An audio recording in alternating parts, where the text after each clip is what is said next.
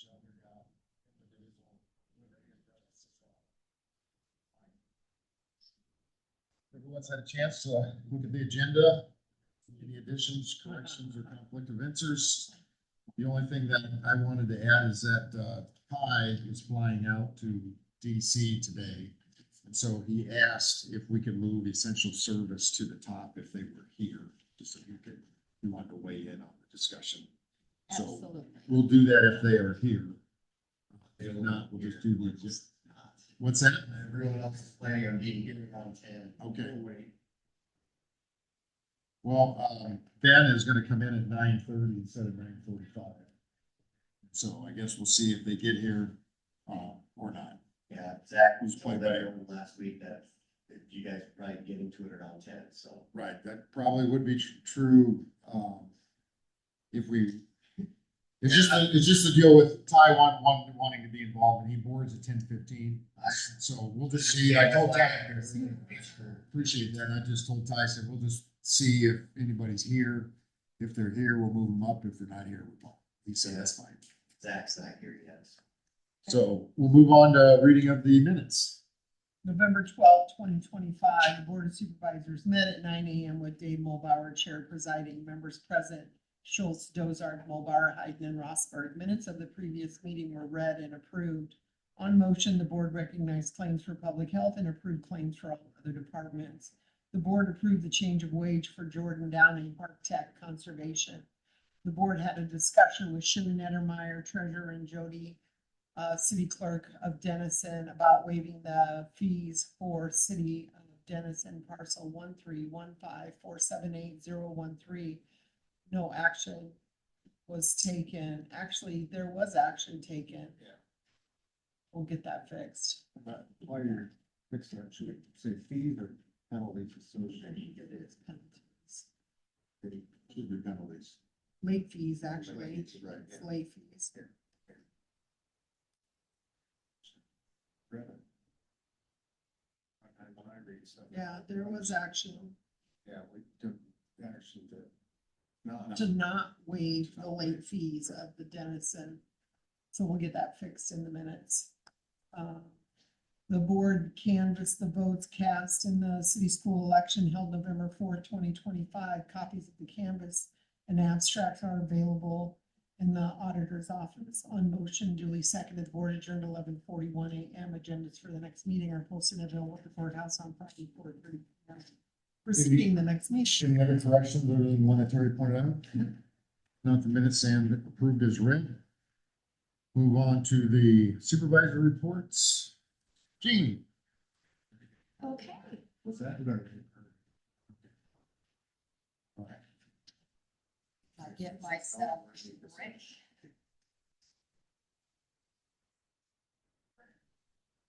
So is your phone have a handle on it? Kind of bluish. Wow.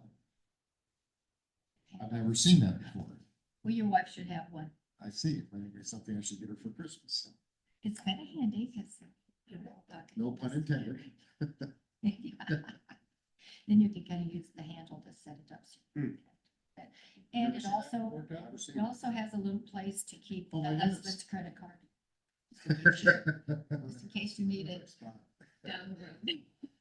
Oh, you're getting the, my grandma always had her hankies, so. Memories, yes, memories of grandpa. Hey, Gene? Hey, we waited for you. Yesterday at noon, we had our Crawford County Board of Health meeting, and it was a long one. There was a lot of things discussed. One of the things that we had tabled that we brought back was the teleworking, working from home, and being covered by workman's comp. And I had always been told that wouldn't be covered because we have no way of controlling, rugs that are down and stairways. And, the example I always use, how would we know that you were working for the county when you tripped over your cat, So I always felt it wasn't. Well, after talking with our insurance agent, they say it would be just like if they were at work. And so in listening to some scenarios by some other people, basically what they're saying is you might be covered, but we'll probably go after your home insurance. So you might Oh. think you're covered by workman's comp, Right, but. and it's not like they won't investigate it. Right. Comp. Right, and so, an example was used by, Carrie from Carroll, the sanitarium, that, one of her employees had twisted their ankle while they were out looking at something, and workman's comp wanted to go after that homeowner. And it wasn't really the homeowner's fault, and so it just was a big nothing, it didn't, So I think that that's basically why they say, well, you can falsely believe that if you get hurt Right. at home while you're working from home for the county, Right. and workman's comp will cover you, after a very long investigation, your homeowners will probably have to take it. That's the way I understand it. So does the current policy cover at, or did you have to add that sort of? The way I got it, I did not go up and look at the emails back and forth. I might do that today, because it was a 2-hour meeting the way it was, but I just find it hard to believe that you can be working from home.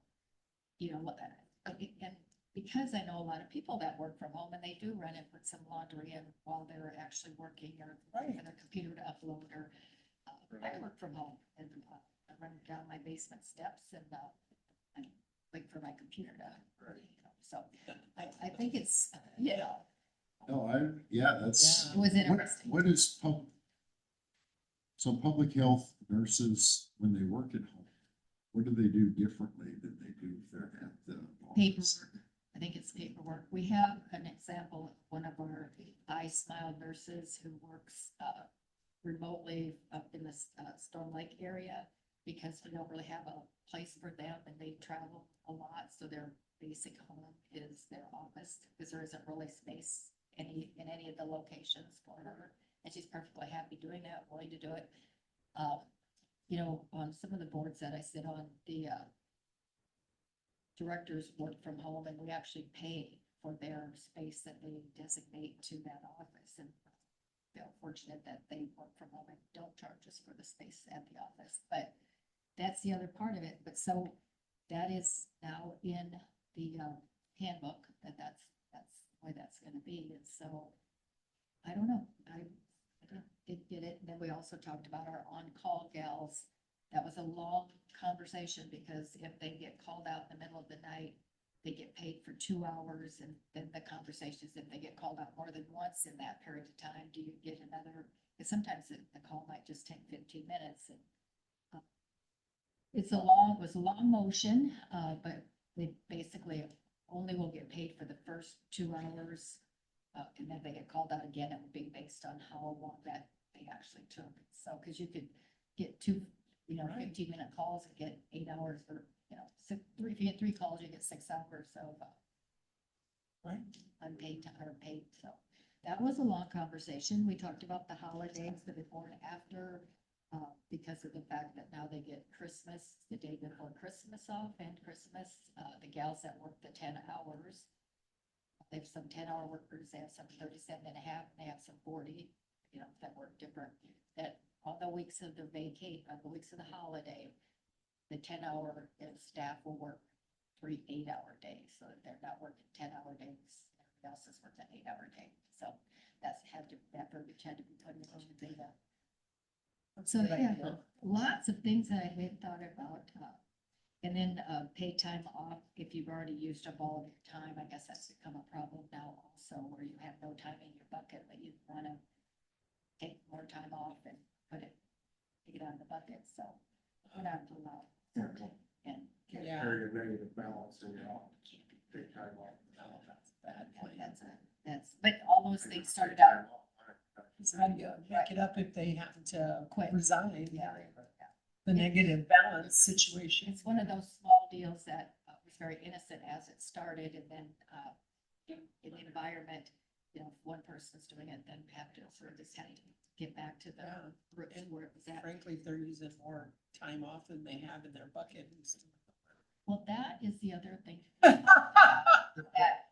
That is exactly what we talked about. That kind of causes some of that disgruntled employee, because if somebody is gone all the time and you're having to pick up and carry more, that's where the real problem is. It's not that we mind people, they have right? They should use all their time. I mean, they should use it. That's My statement is that I feel that our time that we give our employees is very generous, and we're very, very, very, so if you're using all that up, who is really doing all the work? And so, you know, conversations about the day before the holiday, if you call in sick, no, you don't get paid.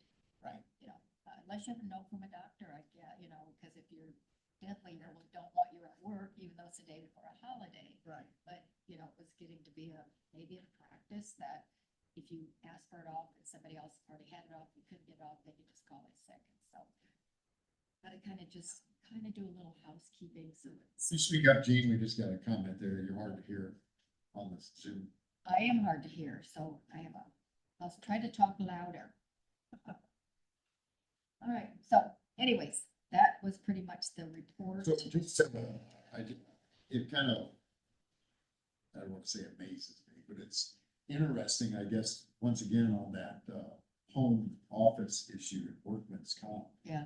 Is that from someone that officed at home most of my career, so for 30, 40 years, I officed at home. And, you know, the IRS allows you to take the size of your office versus the, you know, your mortgage payment, your utilities, phone back in the day before we had cell phones, all certain percentage that you could basically deduct. And so, and the companies I work for, they never paid me for that office space, so to speak, in my home. Yeah. They just allowed me to take that deduction with the IRS. So it just makes you think that if they are doing the deduction from the IRS, now this is their space, so that if something would happen to them, that is their insurance. That's not workers' covering it. So it should just be an interesting discussion to have that with if the insurance company says, hey, we'll cover home, you know, people that office at home if something would happen to them. But I think you're right that the workman's comp people would go back to the home insurance company and try to get the money that way. So the conversation was, we actually had it 2 months in a row because, you know, I just couldn't believe that you could be working from home and if you have a fall or, you know, that workman's comp's gonna cover that. And I just didn't think it was right to have it in a policy when I just didn't believe that, but often our insurance agent.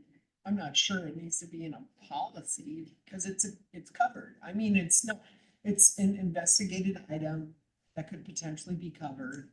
I mean, but of course, like IMWCA is our carrier for work comp, and they would investigate it. Right. You know, They investigate all. Yeah, They do, as they should.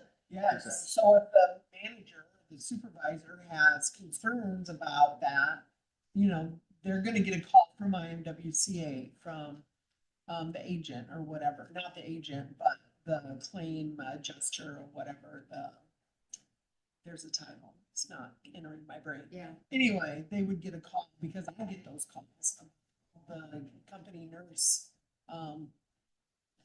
you know, calls that happen.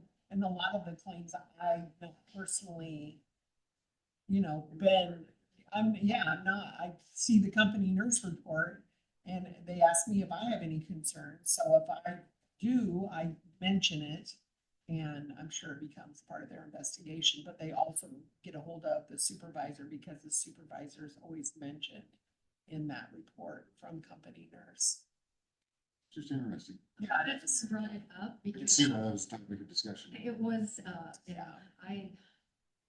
it was actually a motion to, you know, Yeah, I mean, it's not bad to have it in the policy, but So anything else, Jane? you know, it was a long meeting, but that, Okay. pretty much, gets to the highlights, so. Okay. I see Ty, I see you're on. Ty, did you have anything this past week?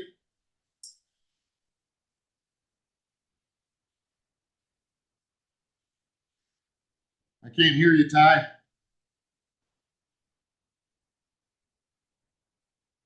Still can't hear you. Maybe I'm muted. There you go. How about now? Yeah, I had the mute on. I don't do this every week, so this isn't a skill set that I've acquired yet. I'm sitting here at the airport waiting to I'm waiting to fly out, so I didn't really have anything last week, any past meetings or anything that would contribute that we won't be discussing later on in the meeting. So I'll kind of leave that so I don't steal anybody's thunder. But I'll be going out here working on rural development primarily, dip type of things when we're on the hill. We have a USDA meeting on Thursday. I'll try to address some of the farm bill issues for sure over there and what things like that. So anyway, got both my hats on there, background, and I just seen what you were doing. I looked at my picture and I went, there you go. I got a background that I didn't realize I had on there. Once again, this isn't something I do.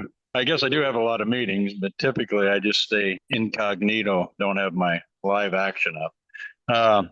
So I don't have a whole lot. Got a lot on the agenda. We've been busy. I actually been reading up and getting prepared for all our talking points for out there, and added some stuff to it. But pretty excited about spending some time. I know we got meetings with both senators and at least one of our state reps, and then, like I said, over at USDA, I actually know some people at Iowa Pork that are on the USDA, and one of them, she's foreign trade and fairly high up the food chain for Secretary Rollins. So hopefully, I was trying to get us a minute with Secretary Rollins, but we'll see how we fare there. So anyway, that's what I'm up to.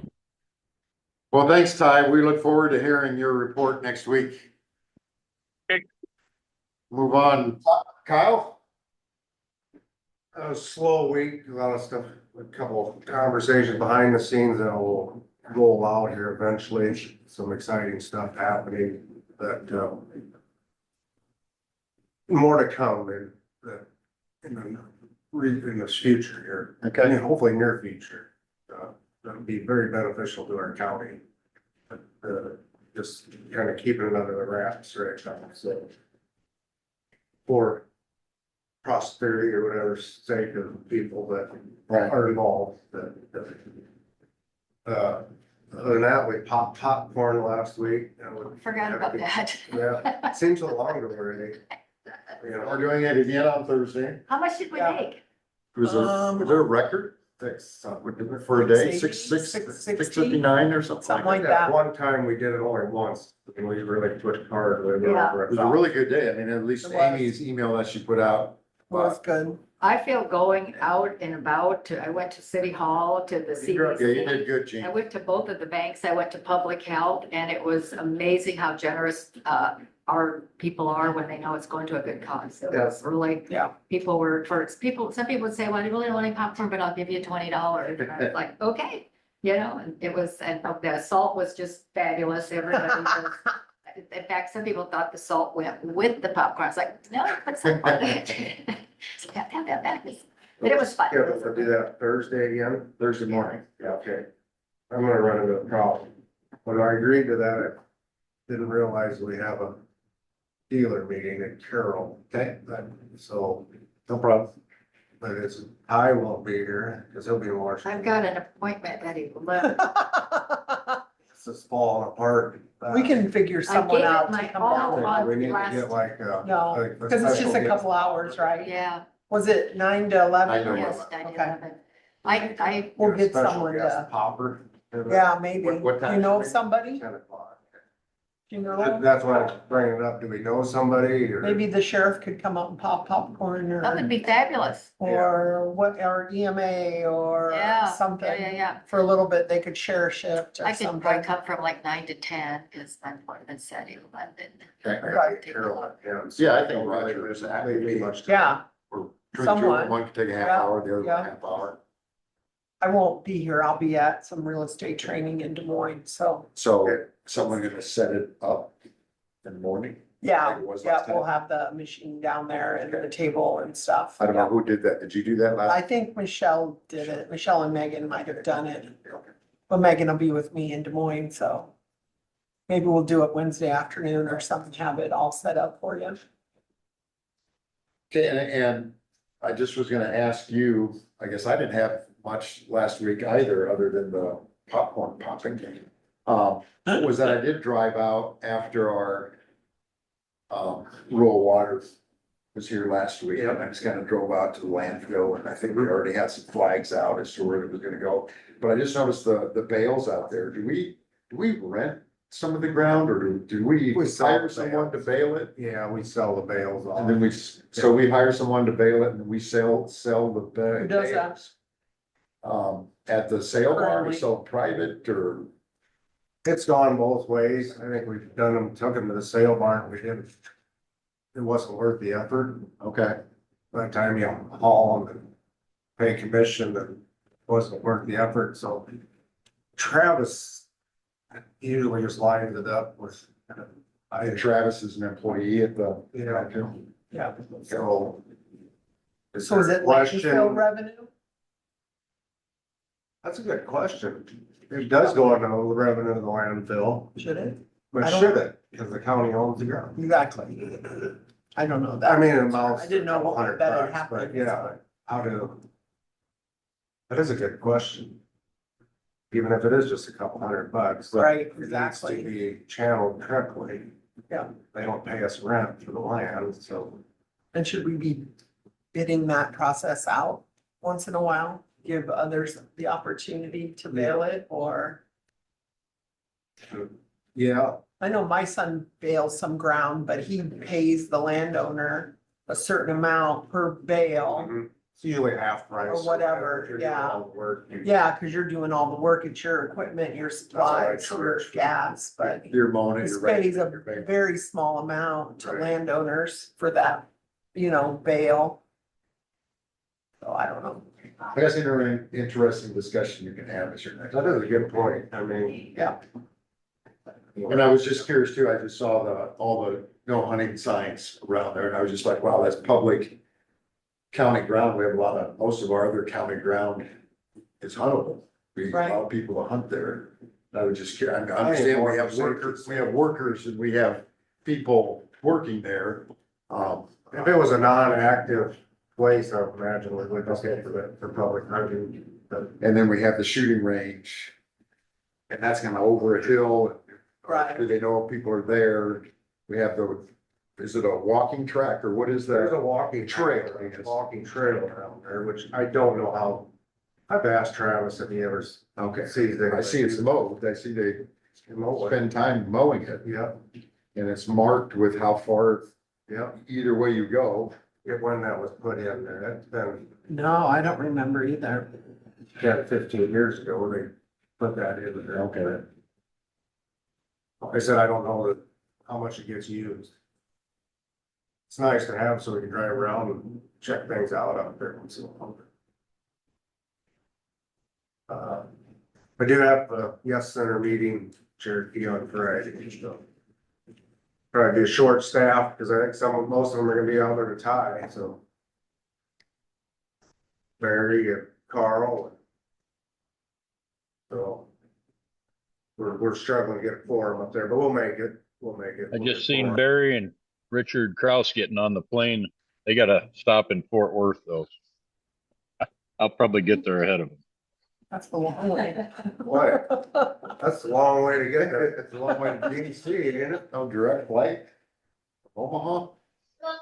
I got a direct flight, but I had to get out of town a little later, but most of the time I usually try to just find the cheapest flight, but with all the stuff that's going on, when I lined up my flight, I was glad I did a direct. So I knew I was gonna get there. Getting back, I can Yeah. always get a rental car, right? Yep, so that's all I have. Okay. Other than they did start working on the county's property in Charter Road. I did drive by there and saw that, and you're right, yeah, the corner posts are awesome corner They posts. got the rock hill that's to the north pulled They got down. that pulled. Yeah. I did see some big boulders. They found anything other than the size of, well, a couple of them were pretty big size. Okay, I didn't see that. I just saw that they were starting the top of that hill was gone. Or We was must have pushed worked all away. day yesterday on it. Okay. Like me. they I got- saw it on Sunday. Yeah. In the morning is when I saw it. So that's moving along. Yesterday.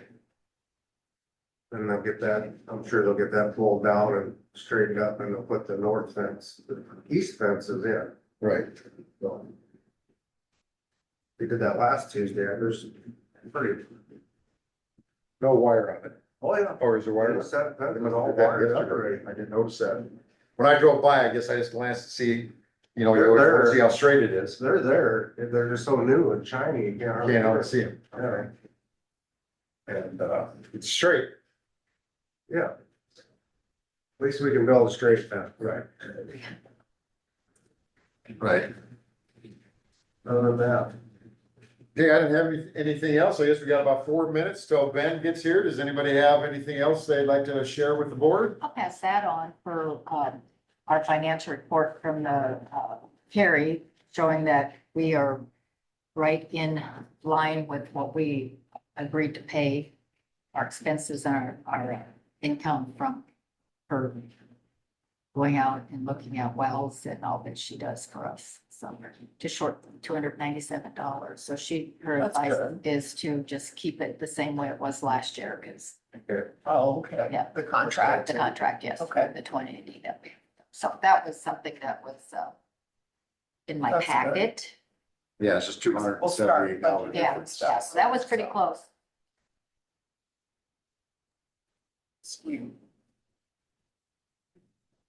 And, There's Ben.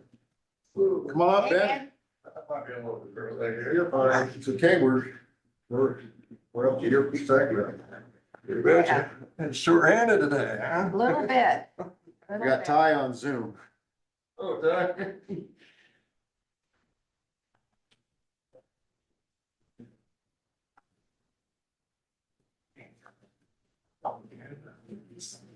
You want me to leave one for them? Yeah, there you go. Yep, that's a good idea.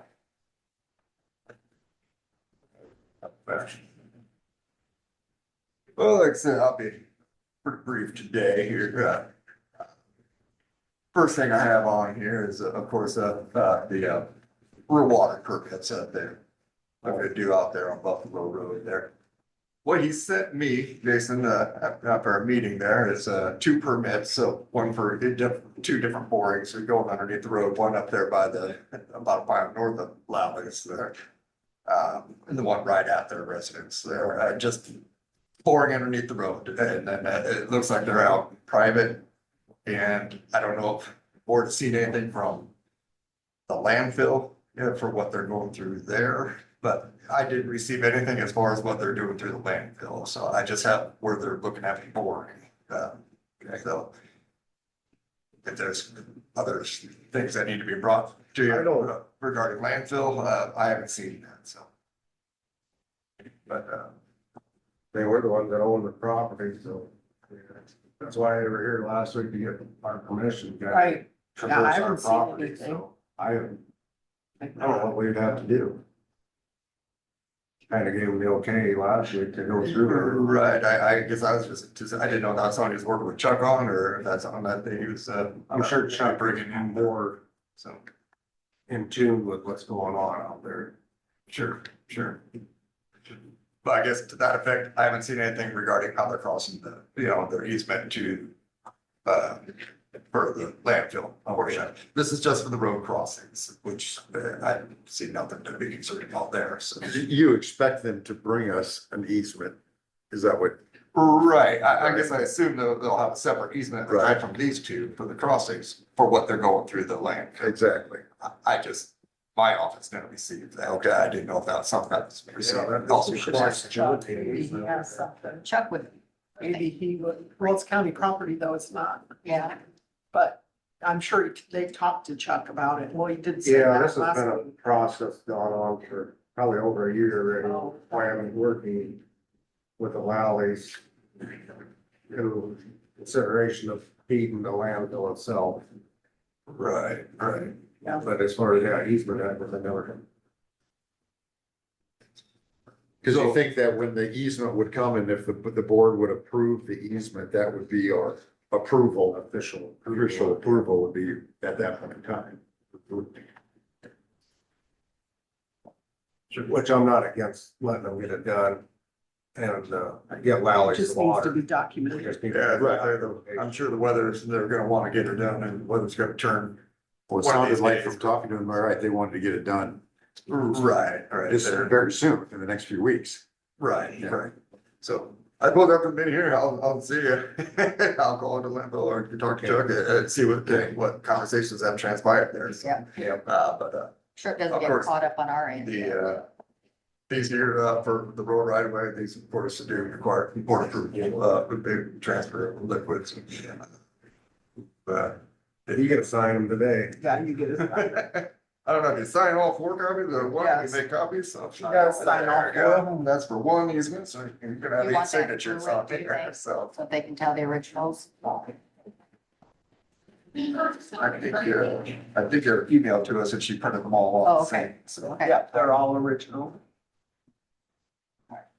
That's black doesn't work, and they all look like the copies. Right. Original for your, you got some pet work to do then. Last week. and that's I'm gonna have coming to put my in this week. hand in ice.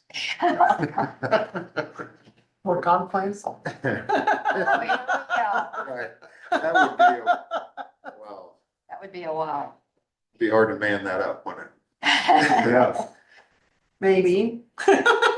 While you're doing that, bridge, they're pretty well completed up. They did do their pavement markings, but tomorrow they're gonna come back and redo a little bit of that pavement markings on our new bridge. I don't know if they had some equipment malfunction go on, but it looked terrible. It looked terrible. Oh, boy. So how do they get the terrible marks off and do they? I think it's narrow enough to where they'll just repaint over the top and be able to Okay, cover up the okay. vast majority of it. I mean, they get redone every couple of years. I mean, They work.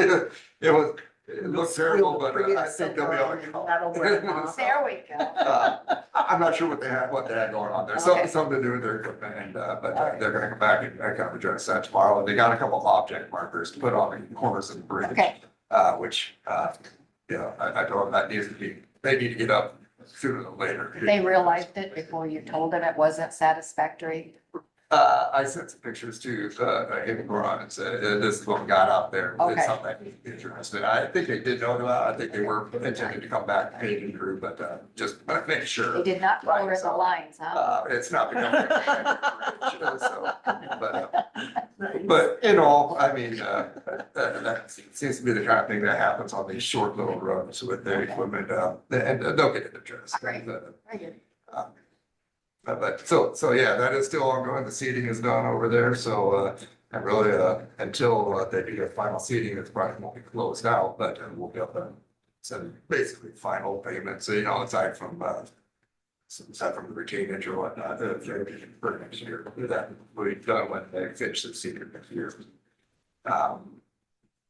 Let's see. The project for widening the HMA over on L51 and the resurfacing project, that is still scheduled for January 21st letting.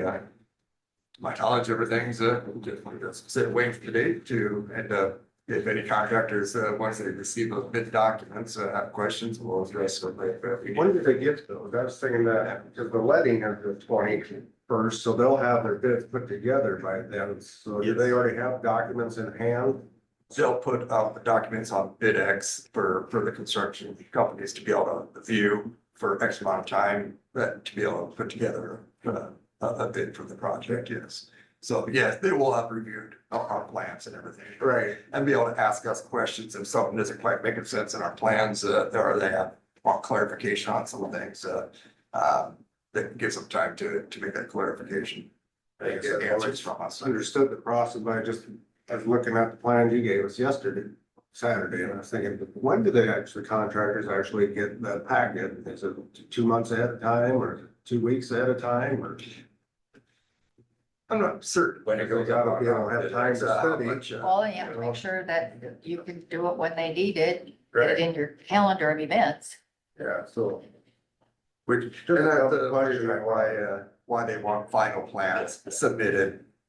Exactly 2 months before the letting date, gives them time to review the final plans, okay, and get them out there for the bid documents. So I imagine soon after we submit final plans, it's open for bid, okay, so, or open to be reviewed by the contractors. But when exactly it goes up on FedEx, I guess, I don't look at.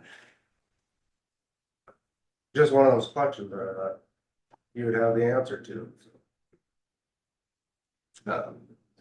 Yeah, well, I may look into that a little bit myself, if it goes automatically up on FedEx or if they have a bit of a review period after you submit the final plans. I guess I can't say, Kyle. Okay, we're learning together. Sometimes, it feels like that all the time. You learn something new every day, so. You know. Our crews, they're finishing up, they did finish up on 230th Street, and they are now down at the county property, shaping that up, and taking that knob off that hill to the north of the How sand. big boulders did they find? There's some till in there, but, I think they were working around it. stacked off, side there, Yeah, but, How many guys are working over there? the great crew guys, 3, 4 at a time, depending on whether or not some other guys are over there doing a little bit of fencing, which I think they got the line of fencing until we're done moving dirt, but, just a great crew, so. Which, yeah, Looks good. 3, 4. I drove by there on Sunday and I thought, it looked great. Yeah. Not gonna be a lot done, for site grading. I mean, it's pretty well flat the way it is. We just wanted to get it built up where the building is gonna be and then taper it down south, as best we can and get that elevation where the building's at, a little bit more road height and, as much as we can. And that way, when we do end up building up. Is there a time frame on the building, a timetable, or we already have that lined up, or? No, I anticipate something that we're trying to work into our budget for 2027, somewhere in that timeframe. I anticipate next year possibly being used for match plant site, is the anticipation, and possibly the year after, maybe looking at, trying to work it in as far as that. it's quite possible to be in the next budget that we prepare. Right. But I wouldn't get That's what I was constructed until this time next year or Right. early 27, right? Yep. That's kind of the timetable that I've always assumed it was gonna be on. Yep. We'll put that up for the building up for bids by some local building contractors, like we did, in all of there, try to get the best price. Those guys were from Harlan, weren't they, or? Yeah, the one who built, it was lighting construction that did the one down in Bridge. They put up a very nice building for us. I believe they built the one up in Schleswig as well, so, they do good work. Got it done on time. Yep. The bridge crew, they finished up that large diameter culvert up on 230th Street, so that project should be complete, the entire stretch there, and then, so they're moving down to, work on the approach to our new bridge down there, to just do a little bit of dirt work around that. And that'll probably finish up their season. If we still look like we've got some good weather, we do have a bridge that we can kind of do a little bit of rehab up on the county line there, just driving some H-pile and not removing the bridge and just rehabbing it with some steel H-pile to reinforce it. But, I don't know if we'll get that far this season or not, or if they're gonna shut things down and fabricate for next year. So, we'll see what the weather's looking like. So, but, this time of year, preparing everybody for make sure we have everything we need for winter. Got 250 ton of salt coming on order to fill things up. We want our salt bins full. We've got plenty of sand, have our trucks to where we can drop the pans out of them, at a moment's notice. And, if it looks like weather's gonna go south on us and so that's kind of what the guys are up to, finishing up projects, getting ready for winter. It's just gonna come. And same with our guys on the draft room there. This is the time of year that they start preparing for next year projects. Brent's out getting survey on all our projects that we're looking at for next year, be it large diameter culverts or grading projects, getting shots on digging up section corners, getting alignments. And he'll get all the survey over the fall here and then and into the winter and work in the winter on the design for these projects. So this is kind of what their time of year for that. And Casey, they'll be closing out this project or as much as he can until next spring, and getting all the documents and certifications that we need for this project, everything delivered so we can hopefully close out this project quickly. And then, he's also gonna be starting in on culvert inspections. We do a lot of large diameter culvert inspections, this time of year. Something that we kind of started a few years back, 3, 4 years back. Just try to lay eyes on our larger diameter culverts that when they fail, you know, then we do have a big problem. Kind of like the one over there, which, you know, from our inspections, you know, it just didn't see where the failure came from on that one, but it must have had some undermining slough off and it came down and collapsed that pipe just immediately. Something that really wasn't able to be caught from our inspection, and it had a little bit of repairs done to it, but nothing that pointed out that it was gonna do that. So, but there are some obvious concerns, you know, that you can see by just sticking your head in those larger culverts. It's like, okay, that's gonna be a problem, and trying to catch some of these before it happens. So that's the intent of that. Okay. Usually limited to projects that are pipes that are 84 inches or greater, for what we go out and inspect. So small pipes, replace as needed. We usually have to stock and get it done. So, and then, the last thing I have, hiring for a motor group position for Dow City. We'll probably take an application probably till about the middle of this week. We've had about 3 applicants, I believe, and we'll see what we have by the middle of this week, and then we'll review our applicants and invite some for an interview.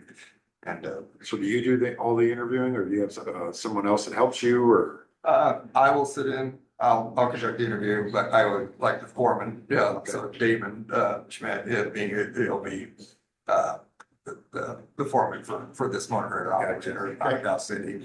Sit in, he's gonna be that guy supervisory person, so he'll be there. Tim will likely be there as well, and it's very informal, our interviews. We sit down, just let them know this is the nature of the position, this is what is expected, you know, get some background on him, and see if it's gonna be a good fit. So and of course go over the benefits and pay and all that nature should they be selected. So Because Amy put together them packets now. Yeah. With all the benefits and that on it, so. Take that with you. You know, we used them when we interviewed for the landfill. It was very nice just to be able to hand them a paper that explains all that. All, we do that for everybody. We hire and interview. good job. I have a quick question for you. Know that property on 59 South that the state took out the driveway to the property because they never asked for it? It's just junk. Was that when they moved the house in? Yeah, moved the house in and it just looks really, so they thought they fixed the problem by not letting that driveway be there. But I heard yesterday that possibly they've moved their driveway up on, I think they call it Coon Grove Road or, yeah.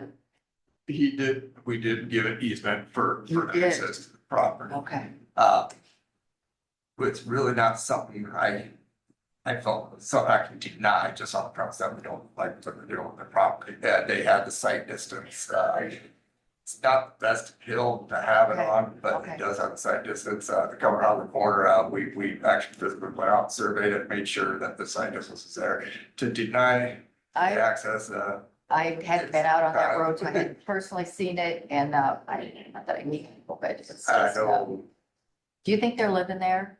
Carrie Kersey keeps a close eye on that because of You know, I the don't know. septic system part of it. You want to believe they're just using it as a junkyard, but just, did he give you? I don't know, if they're, living in the house, Okay. not, I guess I.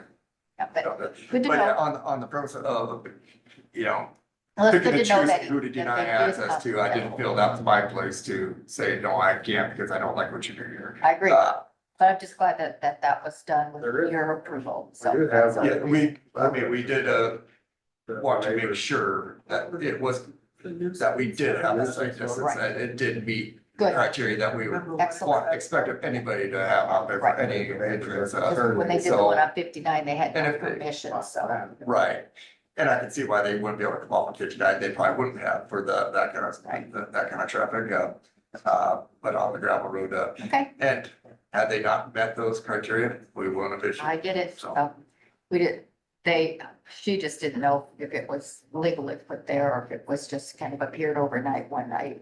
It was. All right, very good. That's Yeah, really- that criteria. That was really the question, everything. So. Checks out, we're good. Thank you very much.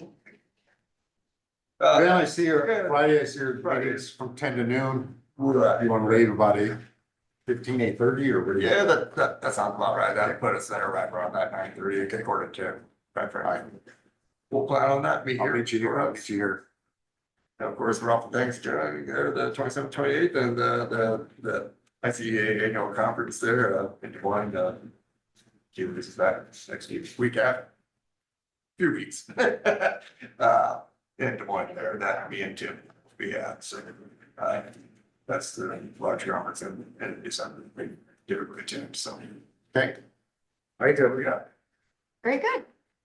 I was going south of Charter Oak the other day in the tractor and it just, there's some culverts that. We're gonna do some in culvert work before we do any overlay. There's a couple of them that look like they needed some extensions or they kind of hard or We something. do have some that we're gonna fix the ends on, Okay, that I don't think would affect, us doing our overlay. There's one I wanna take a look at that I do believe we have some separation going on in there that we're looking at possibly doing a liner in, kind of towards the south of Bobanian there, hasn't really shown anything up on the surface yet, but don't wanna do an overlay and suddenly have a culvert failure there, so. well, those are just, I just noticed a couple of them that were like, you know, that. Especially when we're paving the shoulders now, that, you know, some of those separations are pretty close. Some of them are To the close, shoulder. yeah. But, You know, maybe we should have them addressed prior to paving that shoulder. there's a couple of them that we are going to address before we do the project, that I don't think that'll affect the project at all, No, currently they won't, but if not addressed, I imagine eventually that you'll cause some structural problem, you know, some. But as long as you're on top of it, I just wanted to bring it to your attention. But figured you guys are on top of it. We'll definitely take a look, make sure that anything that needs to be done beforehand is. Yeah, I think I noticed maybe 2 in the first 5 miles south that probably more to look at anyway. Yeah, Probably the same ones you know, so. and during that project, when we do our milling, should it come to be that, we have some structural, you know, some patching that needs to be done at the time, kind of want our bridge crew kind of on point to do some quick patches as the project's going on while the road is closed. I think that's something we can address if we all of a sudden start to having a lot of, you know, broken up road when we're only milling an inch off, but, should it start breaking up on us, then we'll have to address that and maybe something differently, kind of like on 39, that they got changed gears and had to put a little more of a lift on than what they're anticipating, but I anticipate we'll mill an inch off it, or, you know, there might be a couple spots that we'll have to do a little bit of patching on underneath and then do our overlay. So, and widening. way to keep your eyes open, Kyle. Keep the tractors down the road. Well, that's a pretty narrow stretch, so when you're meeting a vehicle, you don't have much choice to kind of keep your eye on the shoulder as well, so. But no, we will, any issues that we need to address culvert wise, we'll do before the projects. Thanks, Ben. Thanks, man. Thanks, Ben. See you Friday. See you better. So Zach, we got, you've got your team here. We were gonna move you up in the agenda just because Ty is, As a board. he's boarding the plane at 10:15 and he just asked if you got your people here, we could, You betcha. Feel free to come on up here. just talking about the essential service. Okay, yep. Yeah, come on up. You might have to stick around their tower lease, come back for that. Yeah, no, that's Okay. good. We go. You're sleeping up here. Be shy. Oh, sorry. Thank you. Chill. You got an extra copy of this? I just leave with Dave. I'll email it out to you guys too. Sounds good. All right. Okay, so back in May, the EMS Association, met and did like a Menti program, which is essentially an online survey, with the EMS, departments within the county as well as the hospital. And, through that survey results are actually included in your packet towards the back. Through that entire conversation, through the answers, the EMS Association decided that they wanted to form essentially a task force to start researching the essential service for emergency medical services within Crawford County.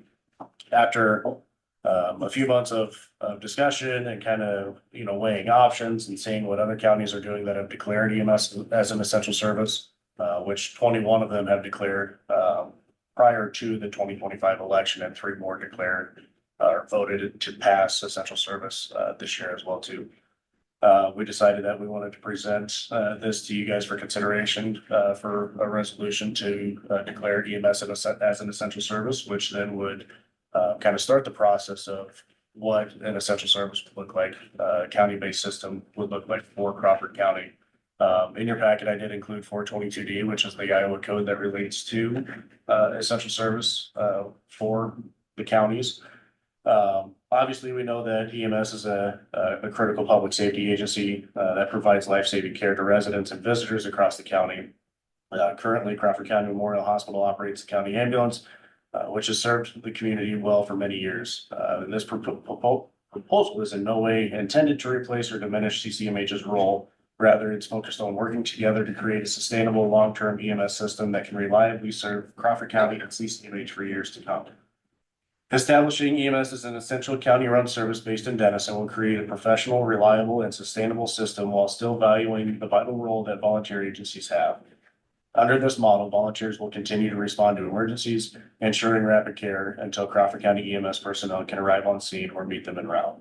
This concept of EMS as an essential service is not new. In fact, 21 Iowa counties have passed essential service votes. While this model is a carbon copy of the current model, declaring EMS as an essential service and levying for funding would extend beyond salaries and benefits for paid personnel. Some of these extended benefits include schooling, training, and continuing education for both paid staff and volunteers. This investment ensures consistent, high-quality training for all responders.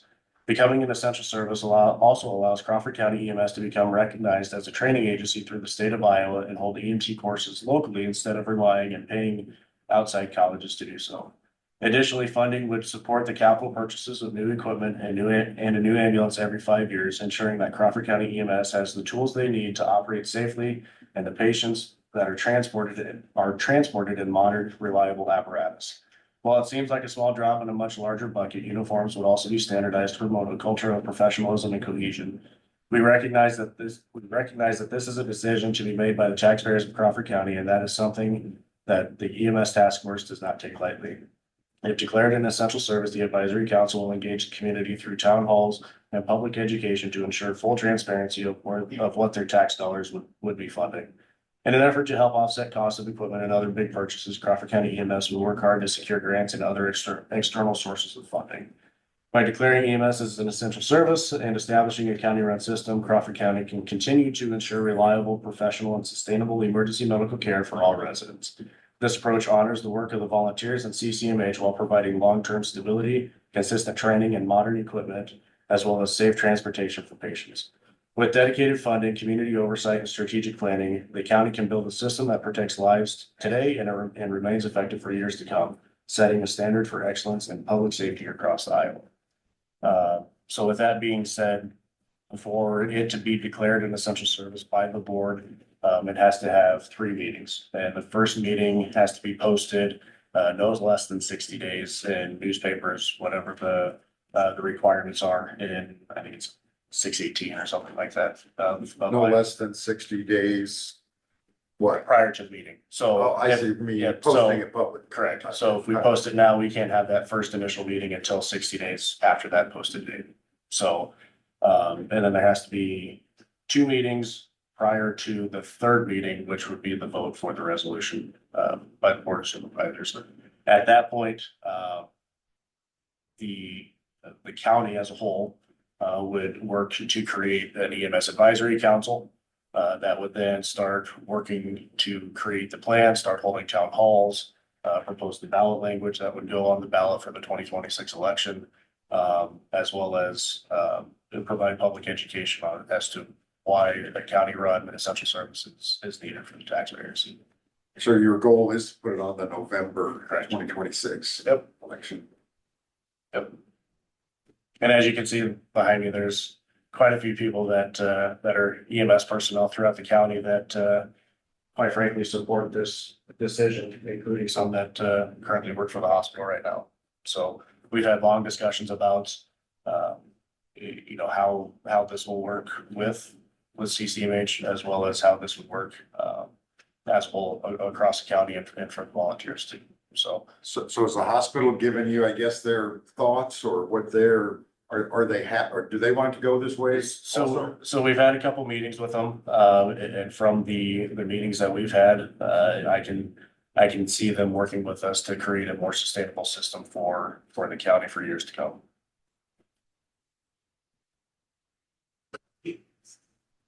So basically what we need to do is start getting these public meetings held so that Correct. we can get it on the ballot. Correct. And so get it in the newspaper and get it out there and go to work on Not declaring it an essential And service. you mentioned that 3 Yeah, more so, counties just approved yeah, so Clay, Mills and Buchanan. in this, County in this the year. special election. Yeah, and the 2025 city, state, Right. whatever election. Yep. City school. City. City Yep. school, thank There you. we go. Right, and did any of them fail? I mean, or, Not to my knowledge. Okay. I don't know how many actually went to the ballot. But as far as I know, three have passed. and you don't know if the 21 that, counties that currently have it, if they were all got approved on the first election process, or if I they would say that- continual I would say the majority of them were on have. the first Yeah. time. There's at least Yep. one I know of that did not make it pass on the first.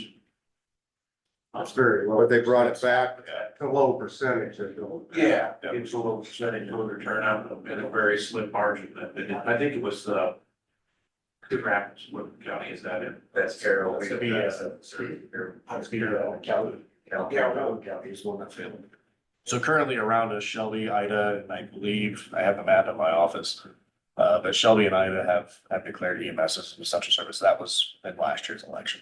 So in Shelby County is running a county-based system, similar to how. So did Shelby and Ida both before have it run through the hospital? No, they did not. They did not. No, so Shelby County was a privately owned business at the time.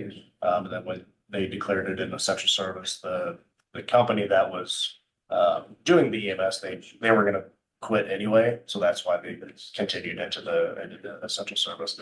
Ida County, they don't have any like county-run system. It's all based on volunteers.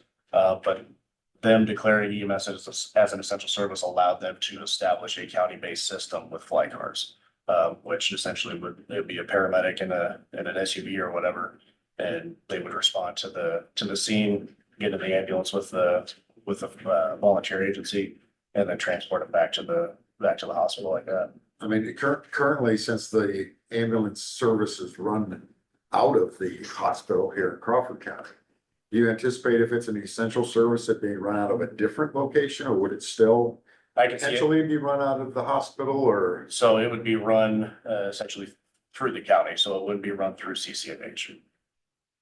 So you'd need a different facility then? Correct. need a building. Yep.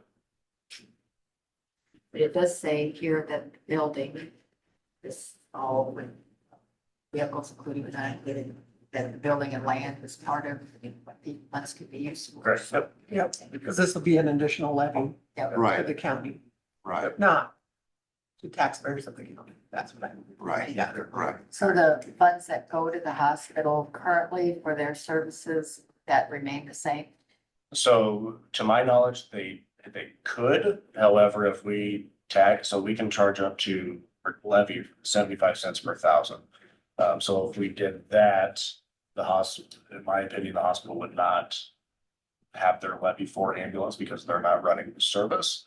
We would just establish an MOU or a contract with the hospital to provide transports to higher level of care facilities for them.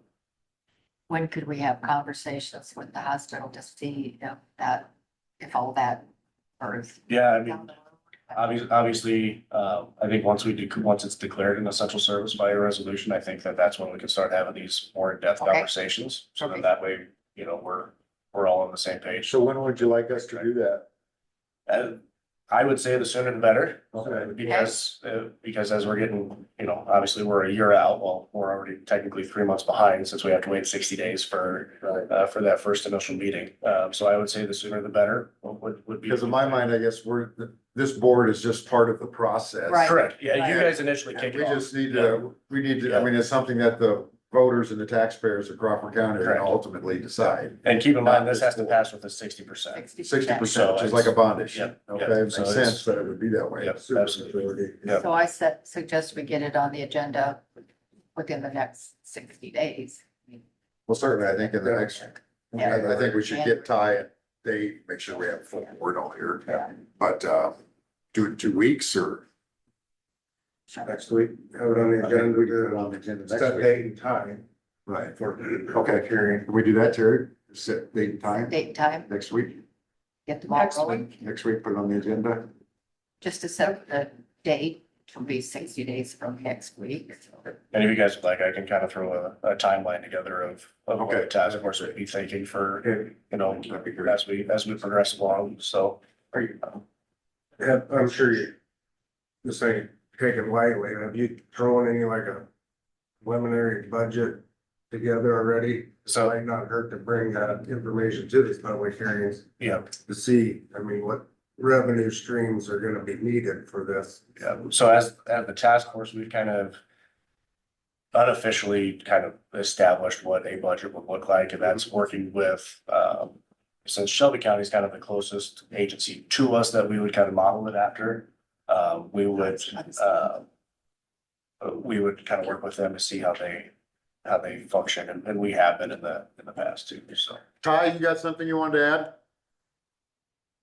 Yeah, I just had a question since the ballot, if we've on the ballot, would is that gonna create an additional expense? Or since we're already having an election, would it be just something that gets added to the ballot? Or if it's something that we would have to budget for in our supervisors, since we're the ones that approved the resolution? I hope you're following me. No, the county already pays for that election, so Okay. All right. I'll make sure. That it's was my handled definitely for- question I had at this point. Good Thank you, question. Ty. I just didn't want to get you stuck with. You muted yourself. It's us, Ty. It's not me. So then I'll also open it up to any of the other. Yeah, if anybody else has anything to add? No, here. So this has been something that we've been working on for quite a while, and it's obviously near and dear to these guys' hearts. So they would. Well, when the people that are involved are the ones that support it, I mean, I think that says a lot about it. You've got to. So who are you all? Yeah. That's what I would like to know. Some of you I don't know. I know where you are. We'll start with Rob over here. I was fire chief for West Side. Okay. John Label, fire chief, Bill. For your image, service director of Charter Oak, as well as I'm paramedic at Crawford County. Mackenzie Reese, I'm a paramedic at Crawford County Hospital and I am the EMS director at Vail. I'm Jody Briggs. I'm EMS director of West Side. I'm a paramedic in Carroll County. Oh, trouble. Actually, cleaned up an EMT in West Michelle Simon is the mayor of West Side and EMT. Oh, all right. Oh, wow. So with the West Side people, I guess, would this be a service that would go to Carroll Hospital also? Or how do you? That's a good point. As of right now, actually since 2020, we don't have Crawford County ambulances respond to us any longer because there was not efficient personnel to. So we have to pay Carroll County a fee every year to be our ambulance. And we pay for that. The hospital has not given us any of our So ambulance. the city of West Side pays Carroll County or pays St. Anthony's? Or We pay Carroll County. pay Carroll We County? have to, yeah. Carroll County EMS is totally separate from the hospital. Okay, Our station is blocks away and we do transfers and everything with them. But they have no say in what or how we run things at all. okay. Yes. As far as the transport, we would follow state protocol by guidelines that said we have to transport to the closest facility. Okay. So if Carroll's still the closest facility should follow the state guidelines, state protocols to continue to transport that patient to Carroll County. And the biggest thing with, oh, I'm sorry, yeah, With Corey and and with Dow City, I get into some territories where I could technically be closer to Harrison County or the Surrey Valley or Ottawa. It all depends on state protocol. yeah, and for us, with it, you know, during COVID and stuff like that, then that's when we really saw the decline in response times and stuff like that, only because you know, if you did have a COVID patient, you had to wait so long for the ambulance to come back out, and then that put strain on the resources that Crawford County had. So that's kind of what got the ball rolling for us to switch over to Crawford County as the service that comes out to us. But the fact that it still is a hindrance for the lack of personnel that we have right now in Crawford County, as far as paid EMS or whatever, we just have never switched back because it's still quicker. We still have better response time from Carroll. So, and that was another thing with all of this is if we get to do the essential service, the task force has talked about trying to stage ambulances, kind of like Crawford County or Carroll County does, where we have it at 4 different spots within the county that we could respond as well to something so that it's not always coming out of Denison. Like some of us, because I know Manila does quite a bit, Dow City does quite a bit where they're responding to things, but then we can position so we have better response times throughout the county and not always coming straight from Denison. So that was another thing that's kind of driving this is that hopefully we can get to the point where we have better response times to everybody in the county, not just from the volunteers and everything. So So I just noticed there was a couple people from the hospital. Is there a staffing issue currently, I guess, at the hospital through the ambulance service that they currently have? And I guess, and then my next question would be to Zach, or I guess to anybody else, is that how does making it an essential service solve that staffing issue? If So- it is an issue. So let me answer that. Okay. Yes, Yes. there's a massive shortage of people out there as CMAs right now. You go to Harlan, which is what, 6,000 people less in their county, fully staffed, running 2 ambulances a day. Carroll County, Yes, sir. fully staffed With paramedics. with paramedics. Why is Crawford any different? We don't know why. Everybody's got their own thought on it, but yes, there is a huge shortage. This is not a new problem either. It's been going on for 20 years plus. 15 years ago. So it's not that there's a lack of EMTs that are out there. Okay, no, we interesting. just had what, how many do we have? 5. 5 that just went through a program in West Side because of the lack of staffing that's been coming out of Crawford County. So we had more people. in So you our have town. more volunteers. We have more volunteers, Gotcha. yes. We went from 2 EMRs to 5 EMTs and a paramedic. So our EMS jumps dramatically. Because we were concerned, I mean, the response time for us, for anybody, you call for call 911, it's typically a minimum of 40 minutes before you're in a medical facility. So, I mean, and when we only had 2 EMRs, they can't do anything. So we decided amongst ourselves that we needed to step up and do what we needed to make sure that people in our town lives could be saved. So, and that's a lot of things that I don't think people realize, which is one of the topics for town hall meetings is, you know, how much is it worth for you to still be here tomorrow? So. And I think we have to be cognizant of the fact that Crawford County is an aging population. I think I forget where I just saw that we are percent of population that's over the age of 65 has gone up versus if it was just a year ago or 2 years ago. I forget where I saw that at or where I read that, but that's what's happening. We're aging population, more apt for accidents or just general health issues. And what is it, 9 minutes? Typically, once they have a heart attack, it's 9 minutes and then there's no saving, you're done. So the quicker response times that we can have throughout the county with our volunteers and with staffing, the better that we're off saving someone's life versus not. The other thing to think about is they've talked about at the state level forcing this on the counties. It's gonna happen. Yeah. If you get, 55 counties that say, hey, we're gonna do this, what do you think the other 44 are gonna have to do? They're gonna say, you have to do this, make it all essential. Then we're sitting here spinning our wheels when we could have done it earlier and already had a plan in place. Right. That's how I would look at it, I guess. We'll, We we'll love get when the state tells us what to do, right? Yeah.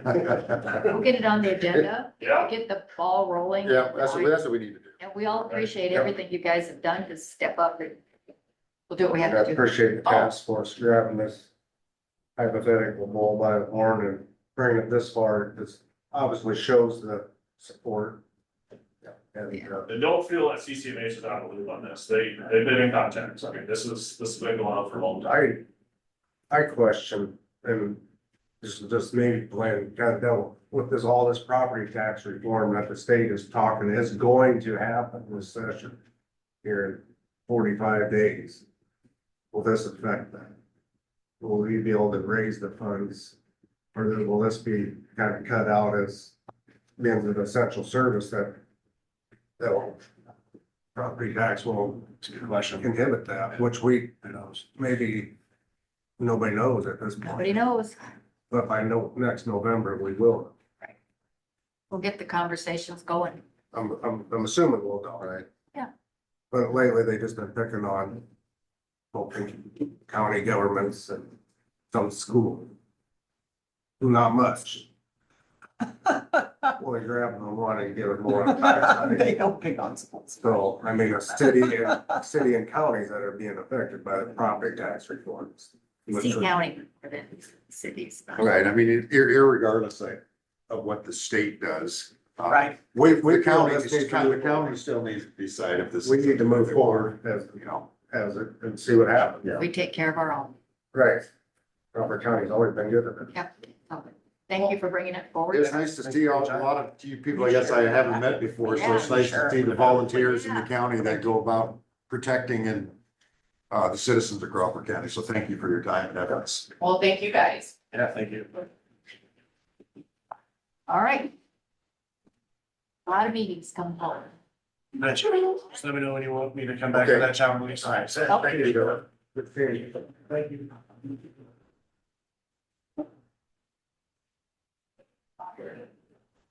I see we have Jody Crestwood, CFO with Elderbridge, on Zoom.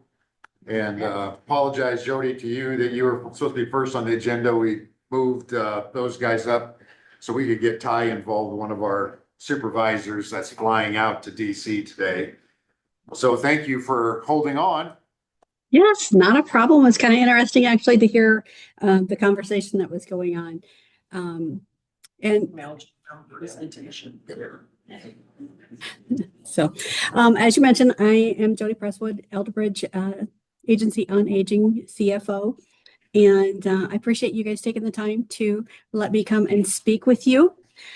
I thought it was kind of interesting, the conversation that you were just having about the elderly population in the county, because that's one of the things that we look at constantly. Maybe your information is where I got that Crawford County is aging. Is that part of the information that you gave us?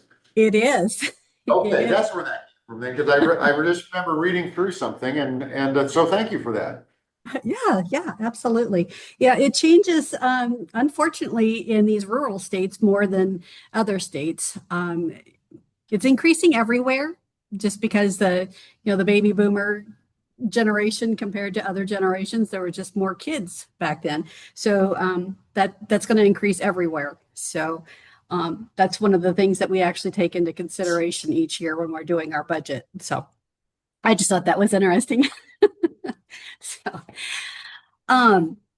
So we did send you out the annual report, and we sent you your county's report as well. So just kind of wanted to talk a little bit about.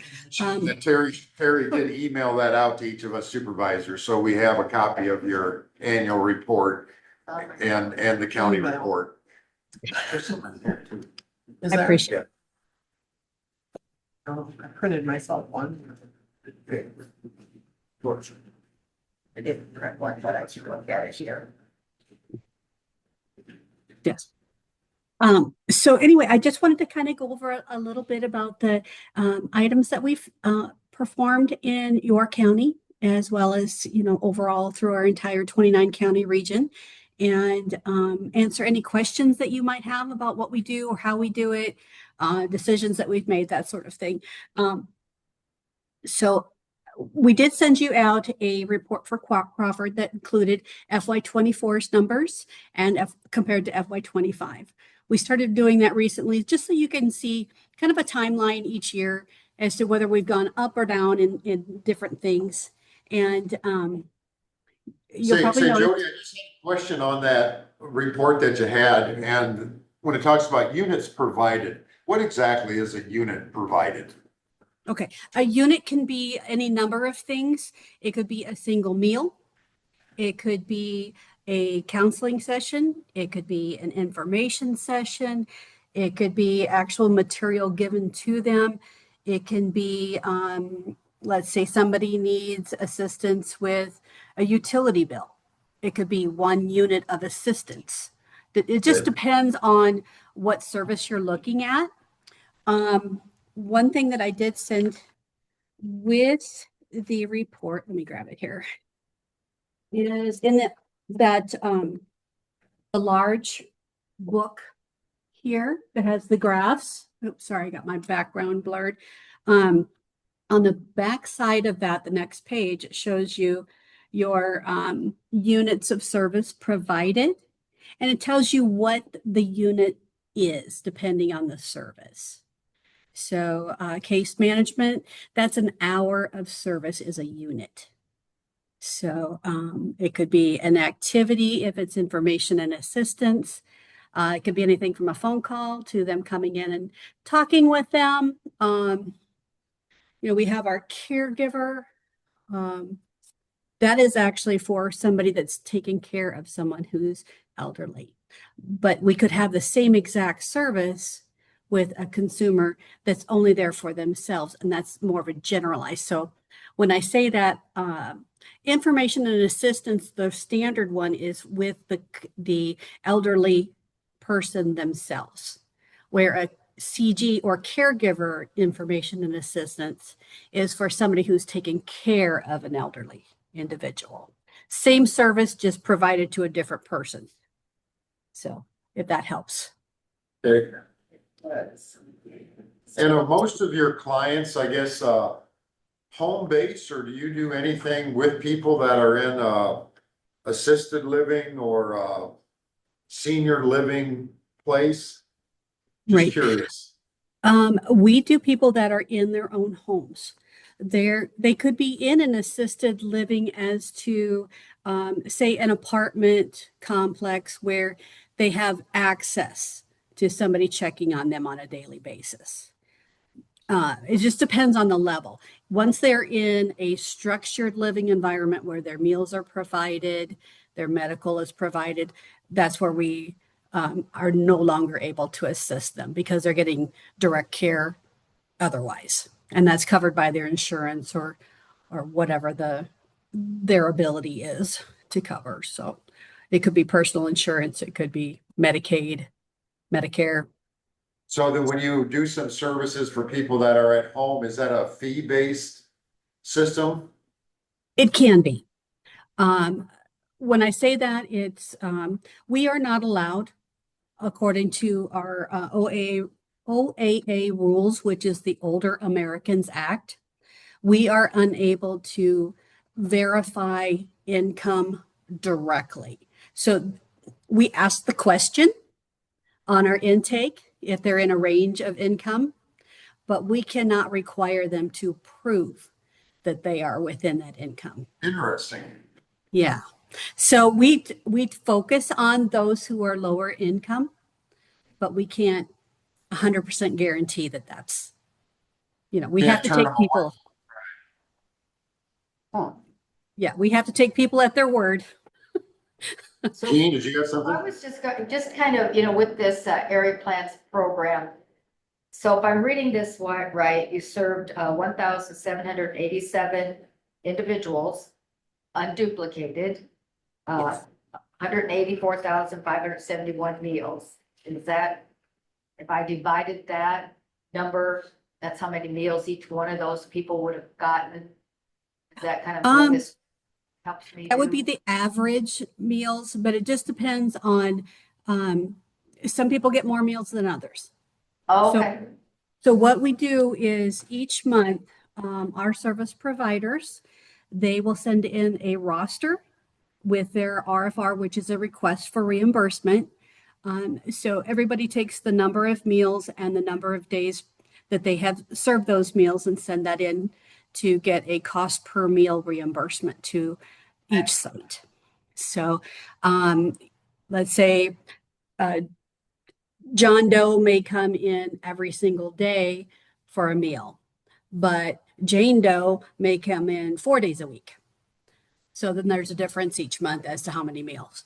So okay. we just, but that is the average, yes. And do you have good luck with your volunteers delivering the meals? Is that still going really strong for you, or is that struggling a little bit getting volunteers? Actually, we're doing really good on the volunteers.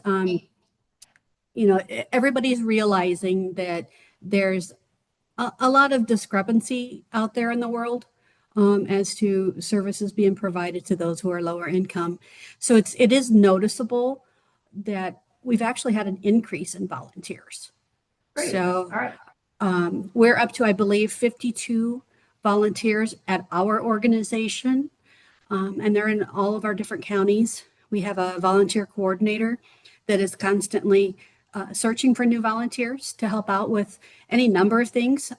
It could be delivering meals, it could be transportation to a doctor appointment. We even have some that do long drive medical transportation. They can't have anything that would require like medical knowledge, but let's say that they are in a wheelchair. There's nothing really that wrong with them. It's just they're unable to walk. It's hard for them to get transportation, say to Iowa City or something like that. And so our volunteers that we have that do medical transport will volunteer to drive them to their appointment and just stay there during the day until they're ready to come home, and then they drive them back.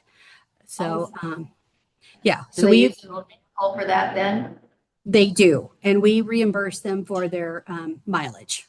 All right, just a little update on what the program does. So thank you. Yeah, you're welcome. You're welcome. And then we do partner up with different organizations. One of the bigger ones that we do is RSVP, which is it's a volunteer-based society. So when we need a little bit of help, we call on them and they're able to help us out if there's a particular need in like a certain area. So RSVP is whole countrywide organization. So we do get help in different areas.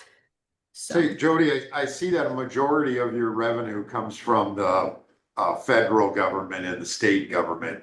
Is that, how does that formula work? Or how do they determine how much money you get? And does that change every year? It does change every year. It does. And it's based on the census, and then they update it every time a new number comes out. So it only changes a little bit in the in-between numbers. The biggest change is during the every 10-year census. We have to revise the funding formula that comes through from the federal government every time a census comes through.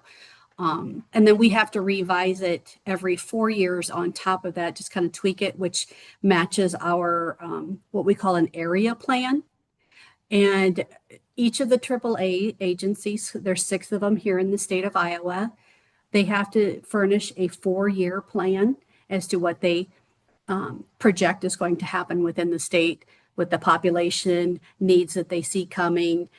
We try to focus on different counties. We look at what our item is that we think is going to be the biggest change within our region. And then we look at the counties and we look at census information to see which county has the greatest need in that area and focus on them. So it does kind of change the way that the money gets spread out sometimes, but it has to do with fluctuating need. But unfortunately, the federal government has reduced the amount that we have gotten. Between FY24 and FY25, we had close to $800,000 decrease in our funding. So it had to do with, I'm That's sorry? significant. That's significant. Yeah, it's very significant. And so we've had to try to figure out ways that we could get money elsewhere. We have a full-time grant writer on staff, and she is doing a wonderful job. The when we hired her, we asked her to at least bring in more than we pay her. And this last year, she's brought in 4 times her wages. Oh, so Wow. it does Amazing. make a difference. So, yeah, we're pretty happy with her. she's wonderful. Do you contract your services out? Some of our services are contracted out, yes. And that's, if you look at, oh, you mean our grant writer, is that what you're saying? Your grant writer. Well, she Because might take a side job. Right. He wants to borrow her. She very well may take a side job if you're wanting to contact her. She might do that. It's good to know. Yeah, or she might have a name that she could drop for you in your area as well, because she's up in Mason City area. Okay. But she knows a lot of other folks that do the same job. So, but she's awesome. She can put together a grant in no time because she just knows what she's doing. She knows the verbiage. She knows how to present it in a good way that gets favorable results.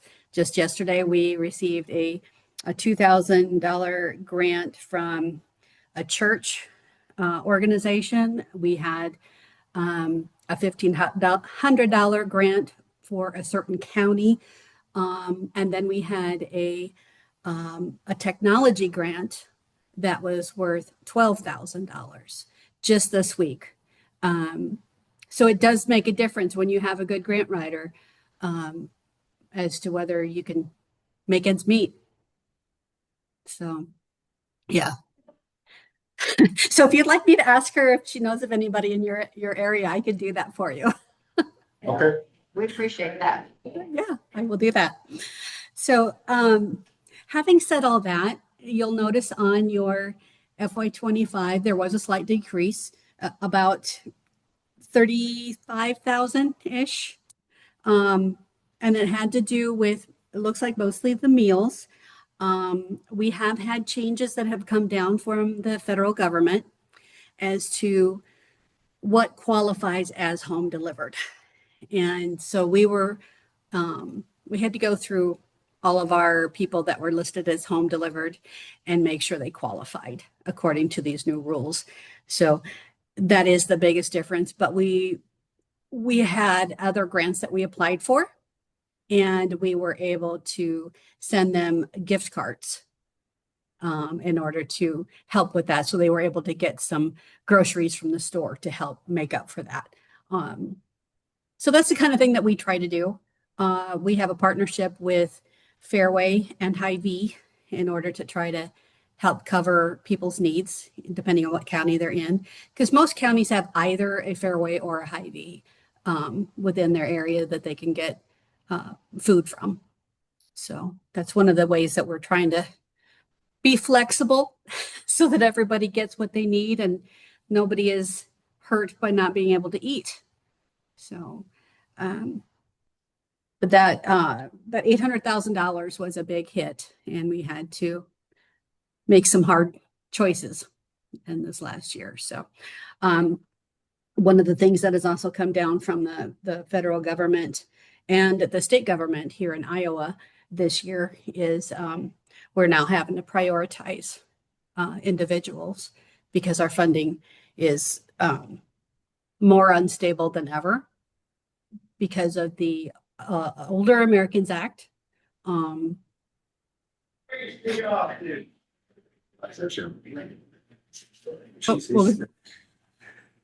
sorry? We just have, I was just mentioning that I see we have a board member now. He's actually on the plane. We can tell that he's still still trying to keep tabs on things. Still trying to keep tabs, right?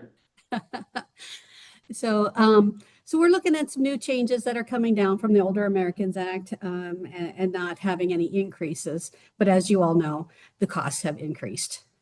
So it makes it so that we can provide less meals when it costs more to provide that meal. So do you get participation? I think in your, I guess, district or whatever, it's made up of 29 counties, is that correct? That's correct. And so does each of those 29 counties contribute? Yes. They There's- do, okay. There is only one county that does not. I don't necessarily want to call them out, but they have never funded us. And they're actually one of the highest need. Oh, my. That's interesting.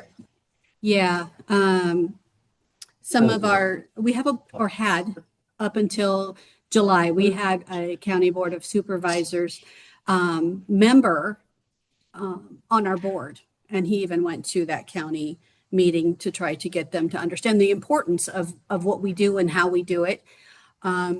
We can serve a meal for less than $10, with home delivered. And that includes transportation, that includes the carry out box, the whole works.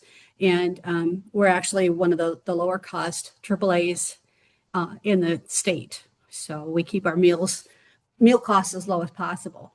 So I'm just curious, Jody, I think is there 6 districts in Iowa?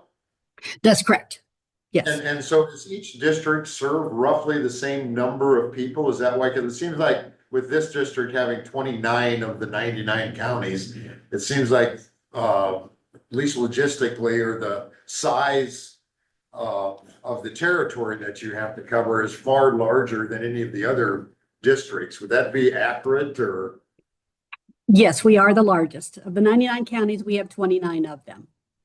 So the other 70 counties are split between 5 regions. So the smallest region, there's 2 very small regions.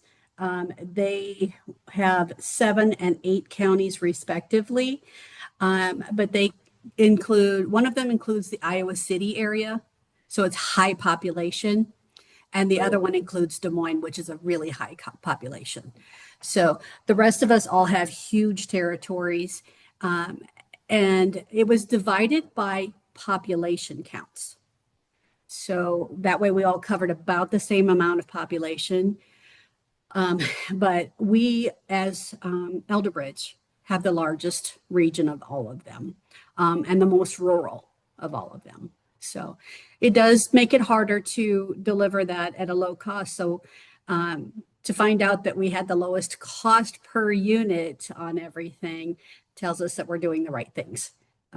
Making the right moves. Okay, out of the 6 districts, Elderbridge is the lowest cost per service. Yes. Okay. All right. Great. Yeah. So we try to be very careful with any money that we get in to use it appropriately. So, and we don't waste a lot of money around here.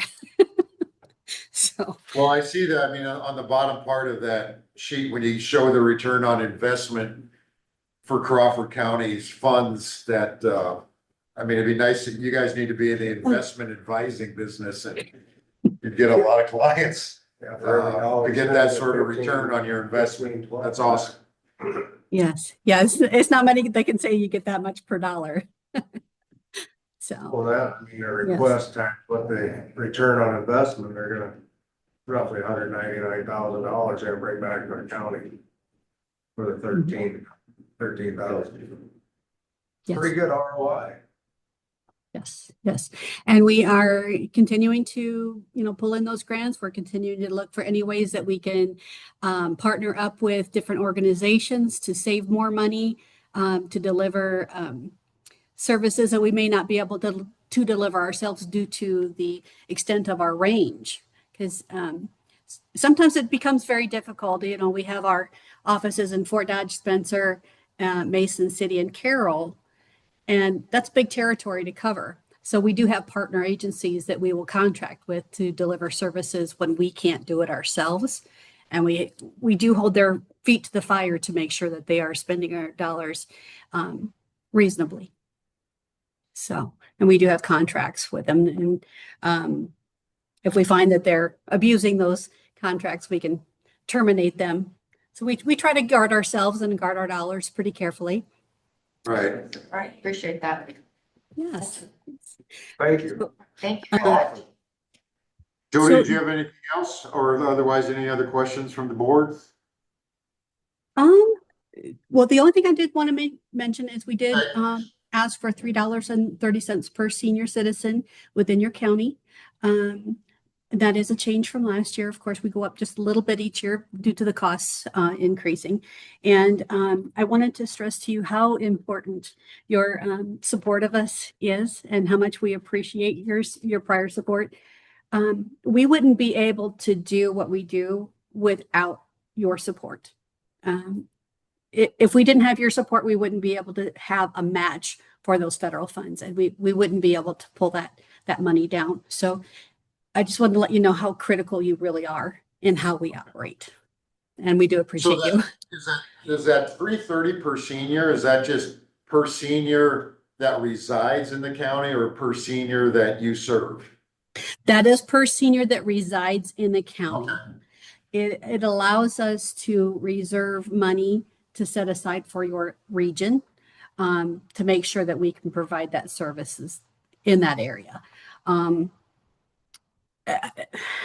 I can say that the county that does not support us, we have actually had to pull back on services in that region, even though they're a great need, simply because, you know, we have to look at the counties that are willing to support us.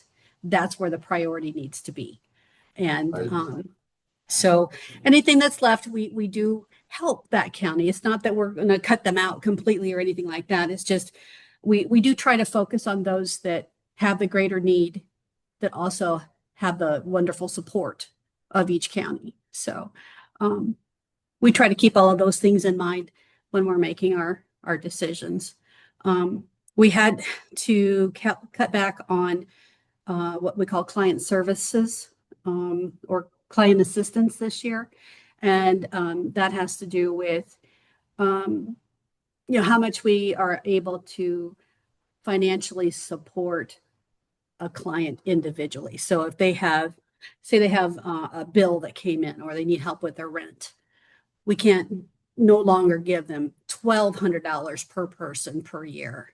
We've had to cut it back to $1,000 per person per year. And it could be anything from food, it could be rent, it could be whatever, because of the costs. So we've had to do that this year. It's been a tough decisions that we've had to make. And so we're trying to figure out a way to get that all back. And hopefully that grant writer of ours is going to make a big difference in that for us. So. Well, you certainly have the support of this board and of Crawford County. And we appreciate everything that you do. I know, like you even mentioned, I guess I'll just steal, since I got the information from you, that Crawford County is aging.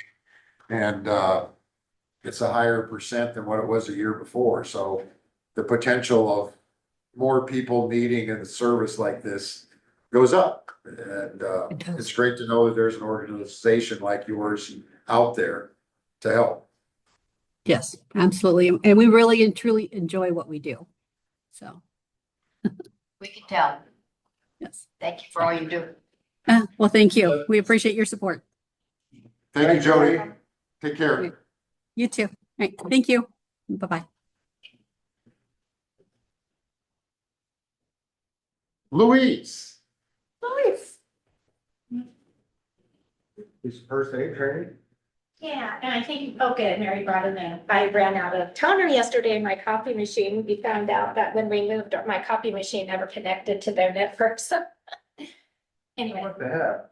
What the heck? I know, I'm like, it didn't even give me a warning. It just, right in the middle of tap in the morning, I'm trying to get ready and we've been horribly busy and it's like started beeping and I'm like, oh dear Lord in heaven. But now we're getting connected, so. I've been over there. So I'm very. So I have been shaking the toner cartridge and printing very sparingly until it comes hopefully today. So yeah, TAP has been, we have served, oh gosh, what did Connie tell me yesterday? Over almost 60 families so far just this month. And normally we average like maybe 10 to 12 a week. So, but a lot of it was the shutdown. the nice part about it that made me feel good, almost all the families that came in for the shutdown, only like 3 were what I call the abusers, who came in for that third time because they knew we'd let them go since they weren't getting their SNAP benefits on time. All the rest were new families that were able to, they work, they get a little bit of SNAP, they're able to meet their needs, but then without that SNAP, and you have kids, the kind of our working poor. And we had probably about 25 new families that we've never seen before, which I like that. I'm glad they reached out to us. And the lady goes, I hope I never have to come back. And I'm like, well, if you do, we're here. So, and yesterday they got turkeys, 100 turkeys, and Walmart had too many potatoes. They got potatoes by accident. So they gave us 100 bags of potatoes, each 10 bags. So we have, everybody's getting turkeys and mashed potatoes. I love it. For Thanksgiving. Anyway, so I was telling Jean last Friday, I went to Storm Lake and did mental health first aid for veterans. On the Des Moines VA suicide prevention officer did it, Lori Reynolds. And there is regular mental health first aid. There's mental health first aid for you. There's several versions of it. Plains area, so Jean said, talk to you guys about it. Plains area does provide this training. I believe it's free training. I talked to Jill Wender about it. I called that day, so I wouldn't forget. Jill's leaving. She's going to go work for the stables. Yeah, which is very good for her, not good for us at Plains area, but it's great for her. I'm excited for her. That I went online, I filled out the training request form just to get some information to see, how they do it and all that. I haven't heard back from them, but anyway, it's a really good training. Coming from my mental health side, I think it would be great if like one person from almost every office could do it. It is a day of work that you would miss. The way ours was this time, I did it like 15 years ago. So now they want you to recertify every 3 years. So since mine was so old, I had to redo the whole thing, which was no big deal. I did they said 2 hours of pre-work online, and you take a test, just, this is based on what you think, so that you can take an after test of what now you know. It didn't take me 45 minutes to do that pre-training online. And then the training, it's an all day, like probably 7-hour training. And then you leave, you talk about de-escalation. What is a crisis? What isn't a crisis? Reaching out for help and all this. I think that the law enforcement gets the 2-day version of this when they're in the academy. So we might have some, Roger's actually really good about attending compared to Steiny about getting his deputies into mental health services. So we probably might have some older deputies that need to do it or may want to, because this would meet their, 100% sure and meet their hours for the year of mental health training for law enforcement. Cause I think they have to do like 8 hours a year or something like that. Does that include de-escalation and things like that? It has a little bit of de-escalation in there, and just basically how to approach, what are your boundaries that you set, who to reach out to, seeing warning signs. There's a little bit of role play, but it's kind of fun. It's nothing stressful. And so, yeah, you get a nice big manual and all this stuff. So hopefully we'll hear back from them. It's done typically in small groups. There was only 12 in my group. When I did it the first time, I remember doing it at Camp Dodge at the Readiness Center, and there probably was like 30 some people, and it was very chaotic. It was just too many, but it was a new thing back then. All of this started in Australia, and now it's, I think, in every nation, every country pretty much has a mental health first aid. So it's important. Yeah, so I can keep you guys informed once I hear back. I'll let you know from Plains area. The other thing that was really good that came out of this, and I'll email it to you, Terry, because I got the email from her today. We were talking about the horrible transition into mental health and nobody finding help anywhere and knowing where to go. Well, Lori at the VA had this wonderful document from this state, from this new agency that's running the whole program. 1 page front and back about how to find the navigator in your community. They have an 800 number. So if a family calls me now, I can say, this is the number you need to call, and the navigator will get in touch with you. Can we get that? Yes, I will email that over. I was gonna print it, but That's okay. Yeah. so I'll email it over to Terry or Mary and have them print it out because it'd be good. And I'm gonna email it to Amy and the sheriff's office and Yes. down to the PD Yes. because that should have been given to the counties. Because I'm getting more and more phone public calls health because should people have are that. so angry, upset Yeah. and frustrated Yeah. over the lack of services It's and just not knowing where to go.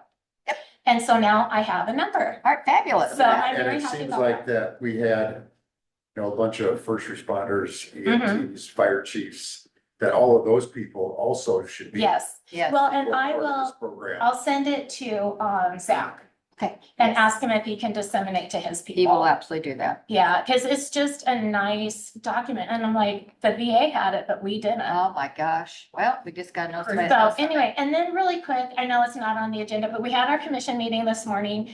And one of the things that we did, we've been working on it for a couple months, but we finalized it today as an emergency document for the office because we had a service officer in Mills and Montgomery, Curtis. He just died. Was at work one day, everything was great. Early 60s, passed away in his sleep. This county had no idea what to do, who to call, where to go. And it started this whole conversation in our association because we are different in the fact that you can come into my office, but if you're not an accredited service officer with a badge, you cannot look at my claims. You can't have access to anything. You know, that's federal. All my claims. So we now have a document. It is we put it in the minute book because so if something happens to me, the commissioners will come to Terry. They can get into the office, they can get that out. They have the phone numbers to our associational president, our district leader, the counties surrounding us. We have it formally written with the counties around us now when we're on vacation. This is who we reach out to. Carmen's gonna be gone over Thanksgiving and Shelby, so she'll put a note on her door, call Louise, there's her number. We've always done that. But our point of contact more than likely will be Carmen in Shelby County because we use the newer system. Tonya would be my favorite one to reach out to, but she has the older VA system. She wouldn't know how to get into our system to see our claims because she doesn't use it. But Carmen does. So she would be able to sit down, she'll know how to get in and go to work. Way to go. So then I have this and I was gonna print this out and make it look nice, but since I couldn't print, I just got my magic marker out. So in this one is that emergency document, but also on here are passwords for different things. And a key to the one, I only have one file drawer that I lock because I'm paperless, but it's a book, there's a binder.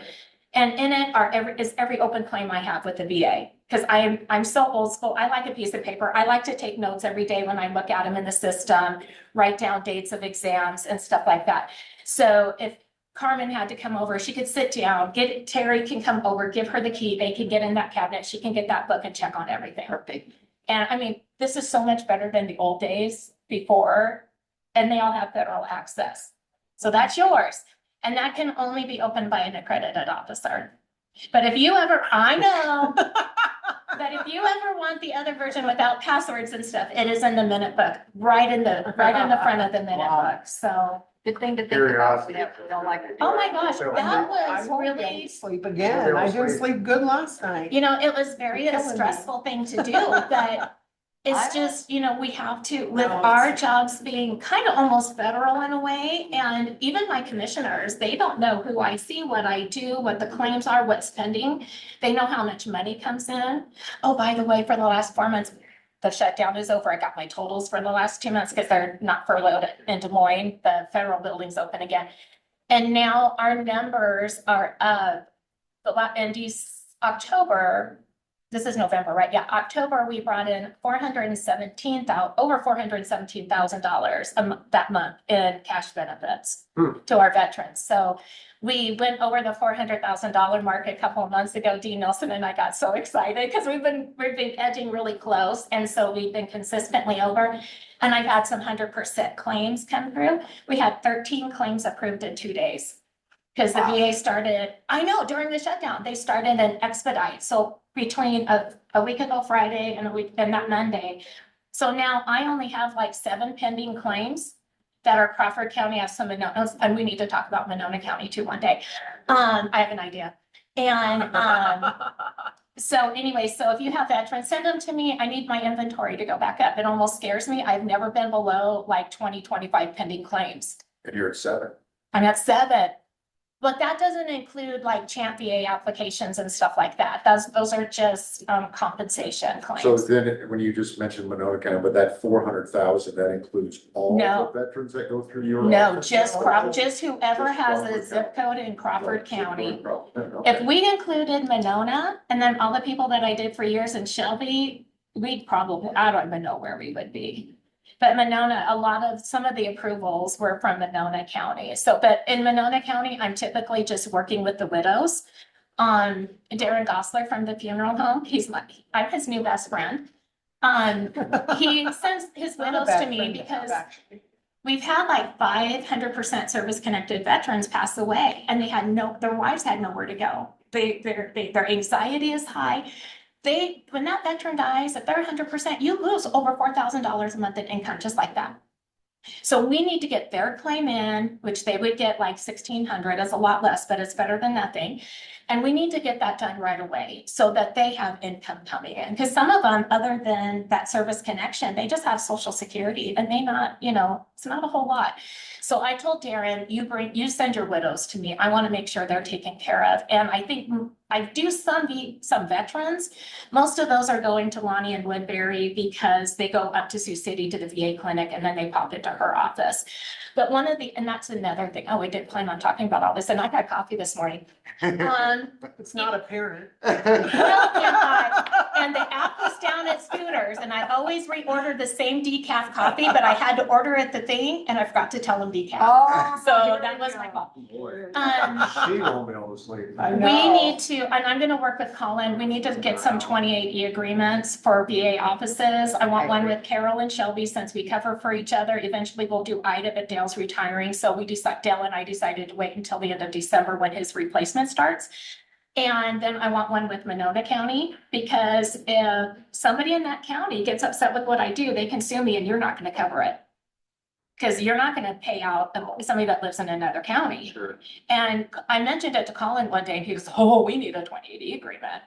But before Colin just cold calls the Monona County, thing, I think we need to set up some kind of a meeting with the board of supervisors. Their board may not even know how horrible their office is. Yeah. Sure. And so I don't know if there's a board member over there that that we can just sit down with, and Lonnie from Woodbury would like to be involved if we can. And just say, this is it, he's never there. I had a lady come in and she goes, I live right by the courthouse. Right by the courthouse. I walked over there every single day for a week. He's never there when he says he's going to be there. There's a phone number, but he doesn't answer the cell phone.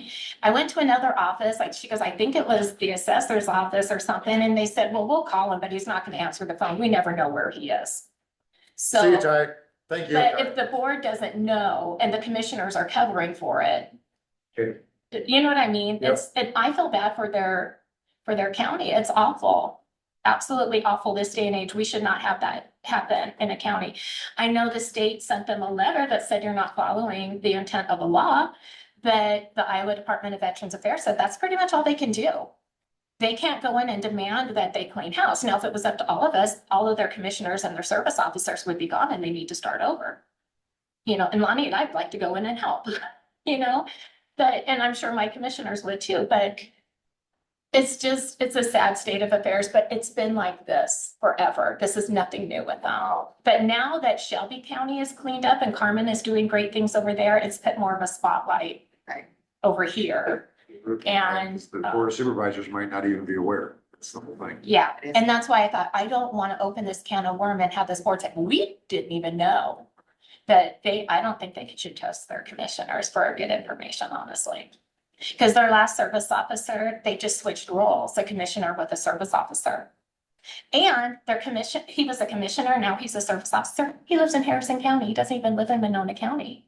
Now, as a service officer, I don't care, but would you ever appoint a commissioner to run a budget that doesn't even live in your county? No. So where does they are? Anyway. Good So job. I think that's everything. for So all you I'll do. keep you Yeah, up on the really. thing. So if you guys think that that's something we want to present, I'll keep you updated. Sounds good. And my toilet is still flushing, by the way, in case you're wondering. We were worried. I know. I knew it was fixed, so. I know. That's amazing how they could go in there and fix it without. And they were the Chopping it. nicest guys. They were nice. They were very nice and took care of everything and, Let's just hope it stays that way for you, so. I everything- do too. Like- Everything else is fine. I talked, I realized Friday when I told Lori that she had said something about, I was in Denison, I was gonna stop by the courthouse and see you. And I said, well, I'm not there anymore. I moved over here. And she goes, oh, really? What's it like? And I told her, she goes, you're in a basement by yourself with your veterans? And I am like, I only have two that they come to the lobby, not through into the office, but I have a locked door into the office. I realized she doesn't like it at all. And that's okay. I'm fine. But then I realized we never got the panic button installed down there. So before I came up, I talked to, Brian, and then I said, talk to Corey, because I know there was a little box and Corey said, this is your panic button. So then I ran into Corey when they were leaving. So Corey was gonna go down and tell them that there's a panic button down there, don't buy one, because there's one there. So we'll get that done this week or so. Okay. So then I can press my button and y'all can come running it. Yeah, sounds good. We will. We will. Thanks, Louise. You're welcome. You guys have a good day. very, Appreciate very you. much. Zach, tower lease. You're Thanks for coming back. back up. Absolutely. Wait, give me your stick. That's it. Yeah, Took the elevator. no. So Verizon got a hold of me, Terry, thank you. This was, well, he actually emailed Terry first and then, got a hold of me. Verizon wants to renegotiate the contract for the tower here at the courthouse. So that top page there is the actual, proposal. So they're looking at essentially two options. One option is a one-time lump sum payment of $140,000. And then we would, grant perpetual easement on the property. Or there's a new rent amount with a rent escalator and then additional renewal terms. So the new rent amount would be $1,075 per month, which would commence on the first of next month. And then every 5 years, it would increase by 10%. So our next increase would be 12/1 of 2030. And then 7 additional 5-year renewal terms. So it'd be over the duration of 35 years. That second page, I kind of did some rough numbers. I don't know if they're fully correct, but kind of gives us an idea. So at our current rate, over the next, 49 months is essentially what it would amount to.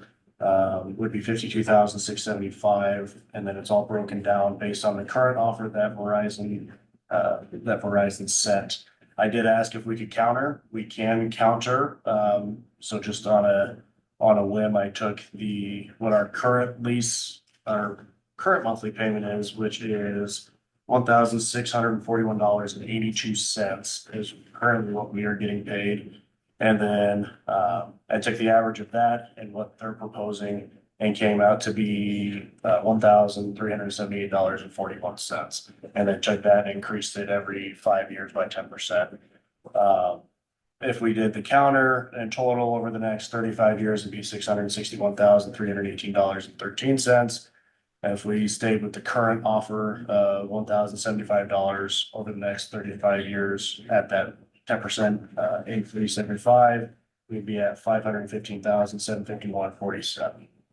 So is Verizon reducing their usage or what? Why do you think they reduced it from 1,600 a month to this 1,000 a month? So they're trying to reduce essentially like their footprint, right? Because tower or equipment for cell phones is becoming stronger. So they don't need as many towers as they needed before, but they still want to keep the option of having a spot to go on to if, they needed to increase usage or something like that is from my understanding of what Jamarcus from Verizon had said. Okay. So personally, I don't think that the lump sum option of $140,000 over the next 35 years is very feasible. So not even close. So I don't know. I like giving you the authority, I guess, to counter offer and negotiate. I mean, I don't have a problem with that. how did you come up with your counter? With your, just halfway between or? So I took what our current, yeah, I took the average between what we're currently getting paid from Verizon, which is Which was 1,600. 1641.82. Okay. And then I took their offer of 1075 and then just averaged the two Averaged the about, two, and that okay. came out to 1378.41. So I think that seems like it's right in the middle. So their decrease or their reduction would actually be 34% less than what we're currently getting paid now. If we counter at the 1378.41, which I'd probably honestly counter at 1,400 just to make it easy. yeah. It'd be about a 16% reduction. So it's half of what they're asking for. So Give it a try. Let's give it a try at the counter offer and find how you came to it. Because when's our current lease is good till, so it's is it that 12/1 of 25? Is that? so we're getting, Verizon sent me this and he lists out all the payments until September 1st of 26. And so I'm assuming September 1st of 26 is when this current lease would be up. But this new lease amount would be enacted next month, the 1st of December. So we have, I have to let him know, if we're gonna counter their offer, I have to let him know, then we can start that. And then I'm assuming it's just a vote, from the board to say. Right, because it'd be interesting, I guess, to find that 5-year, that lease that we last signed, it's good till September of 2026. Yep. See what the penalty is for them breaking that lease. Right, yep. Which he did email that to me and I forgot to print it off. Okay, But I'll go through it, kind of. look because through that's that kind too. of maybe in your counter offer would be that, we're at 1,400 a month starting October of 2026. Right. Currently signed up Right, yeah, through September. type thing. 1,600, yep. However you want to handle that, but Yeah. I got no problem with him negotiating. Does anybody else have No, any thoughts on I that? think Or? that's the. I don't have a problem with them negotiating, but I mean, I overwhelmingly thought too, that $140,000 Yeah, proposal was a little slap in the face, Yeah. but not too many people are you gonna jump on invested that that. $140,000 and took a In 10%. Elderbridge, are you using those numbers? No, I'm just using like a 10% annual return on your investment. Okay. Year 15, you're exceeding the 515,000, you're at 531,000.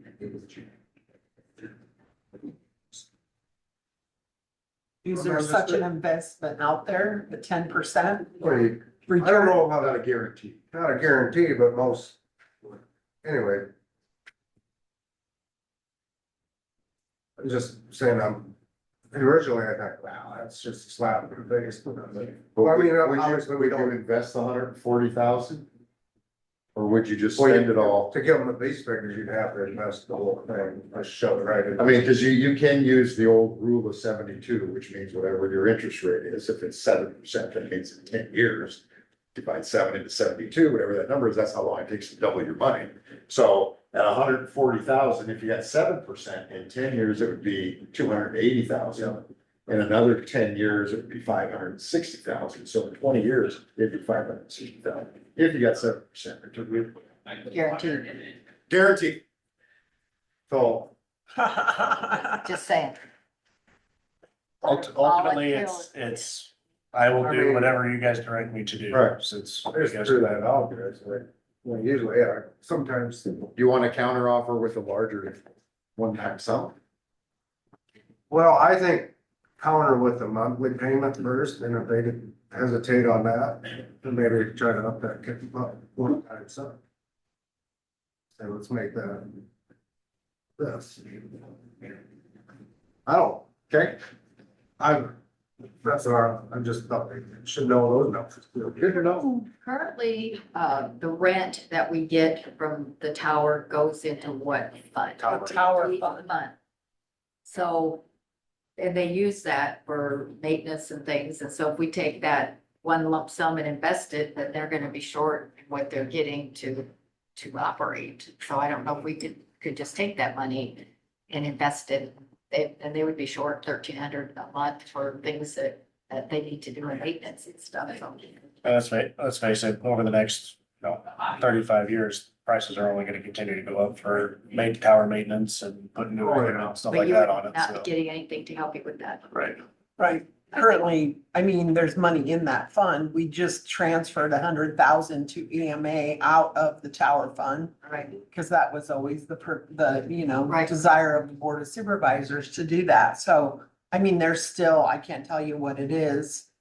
I think at least 25 to 50,000 in that fund balance, so. Good to have some money. Yeah, no, it absolutely is. So I wouldn't want to have it tied up in an investment, and we needed it over. Oh, yeah, and on these monthly fees, it does. Thought on that also, so see what we can do, get the most we can. So you want me to counter the monthly I first? think, I yeah, think I think so. And see what they I say? think so too. I think so too. Planning on investing that for the next 35 years. Yep.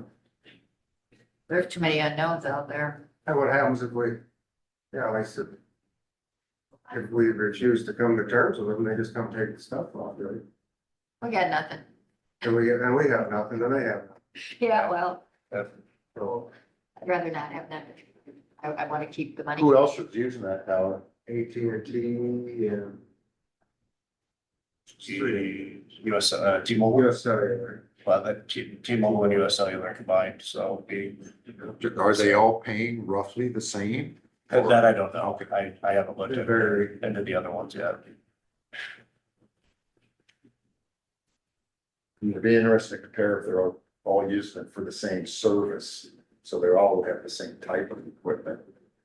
yeah, On their tower, if it was negotiated roughly the same dollar amount for leases, or just to give you some justification, when you go back to them and say, hey, we already got, you know, T-Mobile or Right. whoever else on there, and there's what they're paying, so we think it's fair that you pay it. Yeah. Why should you pay less than them? We go. Okay. So I'll counter at Okay. that 1378.40. I think you're right, it's a 1,400. I Good like luck. that. Tell 'em. Stood ground up. Verizon, every time you sell a new phone, you pocket about $1,100. All you need to do is sell 12 more phones this year. Right. Yeah. You gotta take care. So he's been pretty quick at responding, so I'll send this Okay. counter to him today. And then I'll kind of keep you guys updated if we need to do something Okay. next week. So, all right. Cool. Thanks, guys. Thanks, Zach. Thank you. All right. Next up, we have the, second tier canvas, city and school elections. Can't Tier two. wait. Awesome. Get the cat out. Bye, everybody.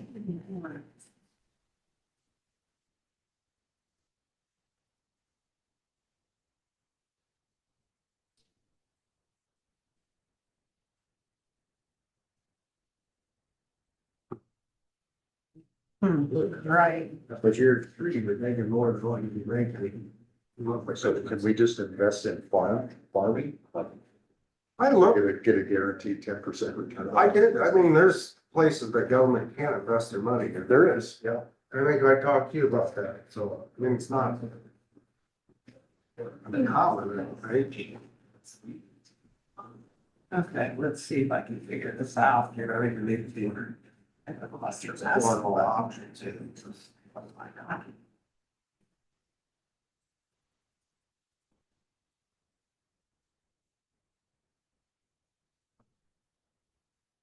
Okay.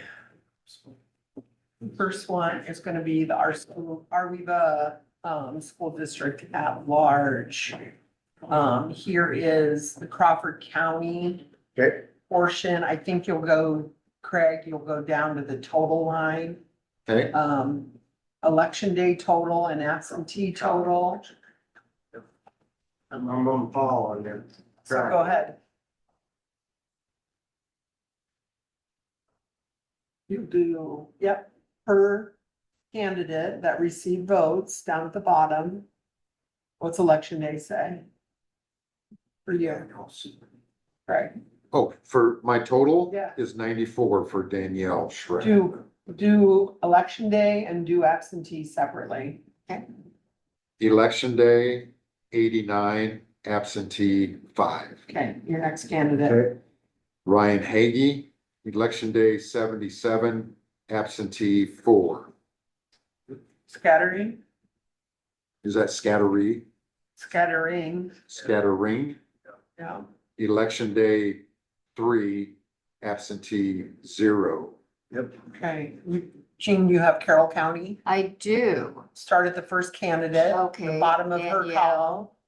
Bottom of the, right, the bottom, yeah. Election day, Not Under- at the top, Arcadia under- election day. under totals, go to the bottom of the column. Got it. where it's total. 92, 92. absentee 10, Yep. Ryan Hagee. Yep. 71, election day, 5 absentee. Write-ins, 11, absentee 3. Yes. Look at y'all, Look at Look at it. that. making this stuff. We're rolling now. Super good. Rolling Take yours. close. I'll take yours. Thank you. Appreciate it. You know better. Yeah, Kyle, you know better than You know to hang on better. to one of those. You know better. So are we is done? Arweva is done. Booyer Valley has, Crawford. It has Harrison. It has Monona. And it has. County is that? Shelby. Oh, it's at the top. I wasn't stupid. What they call it, Florida County. At large. Florida County Fair, now. At large, This- that- election. What'd I say, Booyer Valley? Booyer Valley. So same thing. Okay, That's director at large, this is. What county is, you have Crawford. So do you have Crawford, Jean? I have Booyer Valley School, Crawford County election Yep. campus summary. Perfect. Read yours. First candidate. bottom of Elizabeth the- Houston, Yep. 81 on election day, 1 absentee, Yep. write-in 0. All right. What county do you have? I have Shelby County. I got it. I'm on Go it. for Elizabeth Houston. Total 4. But Two on election day and absentee separate. It'd be at the bottom of the column. Is there not one? I guess I can do absentee in total. Oh, yeah. So is it 2 and 2? 2 and 2. Total 4, 2 absentee. So yeah, theirs is, just looks different. This is election day and then this is absentee. Okay. Yeah, You just named the Theirs townships or looks- the, it's election day. okay, election day 2, absentee 2, total 4. That's what I'm showing. Okay, Okay, you got another county? Oh, yeah. There's more. What else you got? I have Harrison County. I have Monona County. Oh, with Monona. Monona County, Elizabeth Houston, election day 1, absentee 0. Okay. How about Harrison? I got Harrison, election day 186 and absentee 10 and write-in 7. Yeah. Yeah.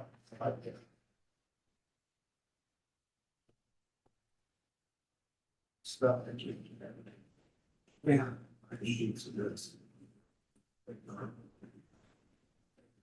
Send it around to get. We have to sign all that. Oh, yeah, what, He's barely healed from last week.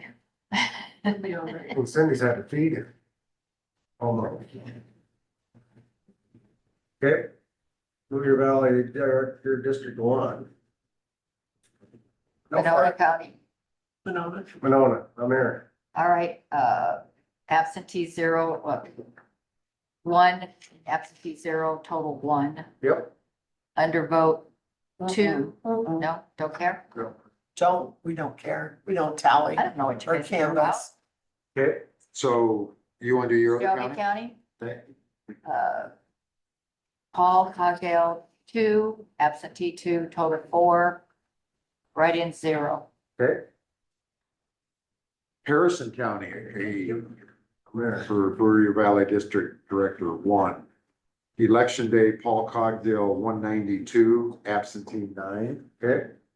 And for Crawford County, Booyer Valley, Paul Cogdill, election day, 82, absentee 1.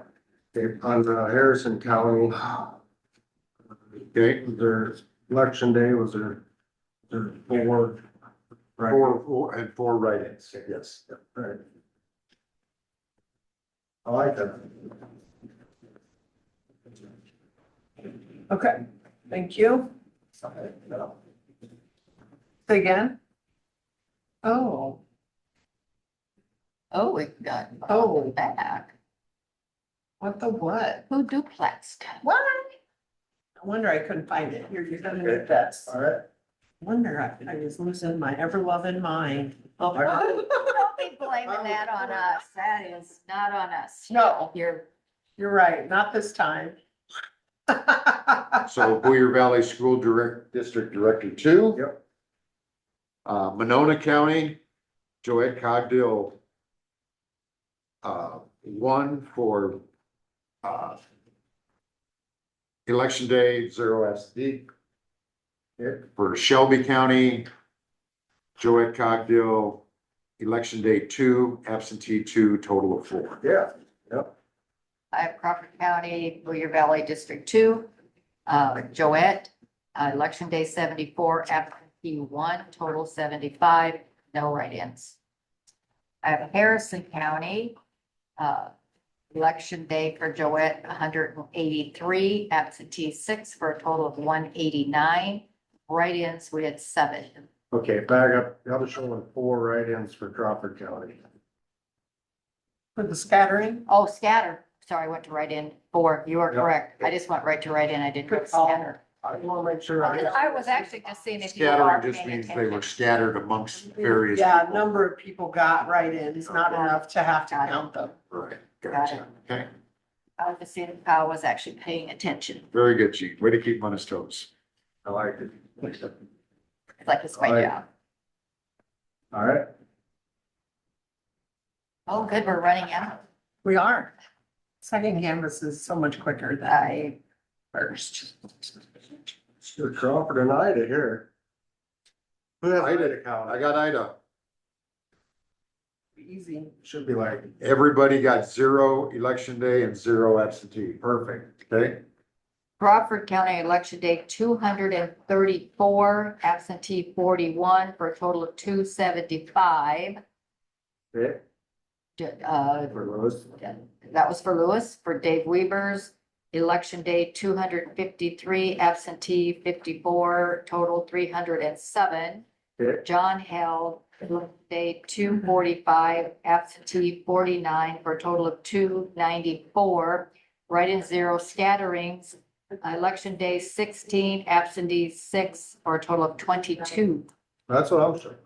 See, I said no column to be they read. were electing 3. Yes, we Right. elected 3. Yep, So they all got in. yep. David They Weaver didn't really got have the a most. competitive. You didn't even have to go up. We had people get in with 9 votes. Gotcha, thank you.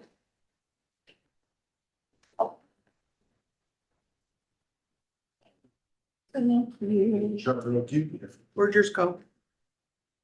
Yeah, Oh, did you already give it to me? Ida County. Just took Dennison? it before you walked away. I did. Thank you. He is losing her mind. We Thank were just waiting you. on Gene. You're Thank you welcome. for your encouragement. You're welcome. All the kind words we constantly give you. Yes. Yes. Charter Oak School Director District 2. Yep. Crawford County. Jill Clinker, election day 140, absentee 8, total of 148. Okay. Tanner Weed, election day 135, absentee 4, total of 139. Once. Okay. Monona County, so what is MH 004? It's their precincts. So you want me to read those? It's the election day. Those are to the election day Okay. Yeah. totals. Okay. 48. It doesn't add up. I have to read them all, don't I? Yeah. Do, it doesn't add up? Well, not if I just do election day. Oh, Did it in my head though. do it in your head if you can. That's that large. I have faith in you. Oh. Looks like 58. Or subtract absentee from the total and you'll get. 58 absentee or 58 election day, 3 absentee for a total of 61. Okay. 65 at the election, 6 absentee for 71. Okay. Write-in 0. All right. This is So the, is this for one seat? This is I for don't know, I think there's Jill two from you, Cutlinker, I two think she from was just Charter Oak, here. and then one at large, so this, So that vote was 211 to 210. 209 to 210. And Jill from incumbent. So you served on charter before. I served with Jill. Was there just one at large? It's two from Charter Oak, two from you, and then one at large. So. Wow, that's a. Your vote does matter, like I said. Your vote. It does matter. Even though people wanna, you know, sit down their legs, like, please. So this one requires. Schleswig School Director at large. I'm here. Ida County. Trevor Nemitz, election day 5, absentee 0, total of 5. Okay. Taylor Dubauer, election day 1, absentee 0. Mariah Valdez. Individually. You want me to go individually? Go ahead, I'll keep track. Oh, you just want, Isn't that many? Yeah, these were all write-ins. correct. I'm assuming.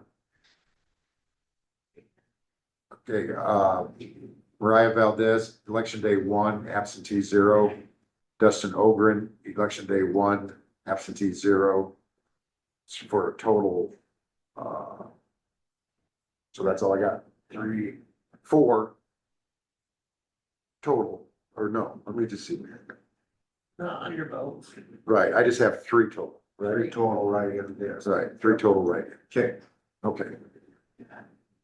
Crawford County, Director at Large, Trevor Nemitz, election day, 80, absentee 5 for a total of 85, 0 write-ins. Ross Wood, election day, 4, absentee 0 for a total of 4, scattering. Election day 15, absentee 1 for a total of 16. Okay. Hot dog. Hot dog. Y'all are, We can do this more often, so we're better at it. careful what you wish for. I guess I was joking. So, yeah, When can I start to sign? start. Okay. I just passed these on. Yeah. You're gonna have Dave sign eventually, right? Or how do you? No, He wasn't here. So do you want me to sign it, chairperson? sure. Go ahead. I'm signing on the line right under chairperson where I did last time. Just in case anybody Because here. they won't, because they weren't here. They did not canvass. The Right. second canvas, those they will sign because those are certificates from the original election. Y'all were here for that. We reran some certificates. And from the name drawing that we did and from, there So, was a the term that was canvas- misrepresented on a certificate before, so we wanted to correct Yeah, that. this is what you send to the state. No, they don't. Eric, This is what you hang on your wall. we'll send it to those school That's districts. what you. That's the final Frame 'em and canvas hang 'em on your for those wall. school districts that are represented by multiple counties. If that makes sense, hopefully it does. Thank you. I don't have a better explanation. That was good enough. When you get to citizen input after everybody else is done, I have something to Okay. present. PowerPoint or a slide presentation? I missed the old slide presentation. Nothing of the sort. Sorry. What did I do with my thing though?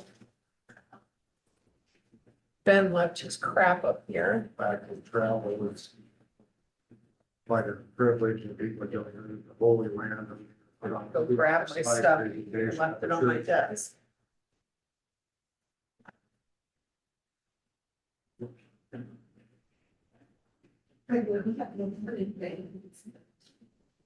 All right, this has been signed by 3 people. That's all that we need today. You think in Winona County, they put 5 lines, and they only have 3 supervisors? I bet they just put 3 lines. And I don't know how they do it with 3 people. Well. I don't know either, but I'm sure, because they got the same amount of probably committee assignments as the rest of this point. Yeah. Just imagine they don't go to many of the meetings. Awesome. We'll be going all the time. Thank you so much.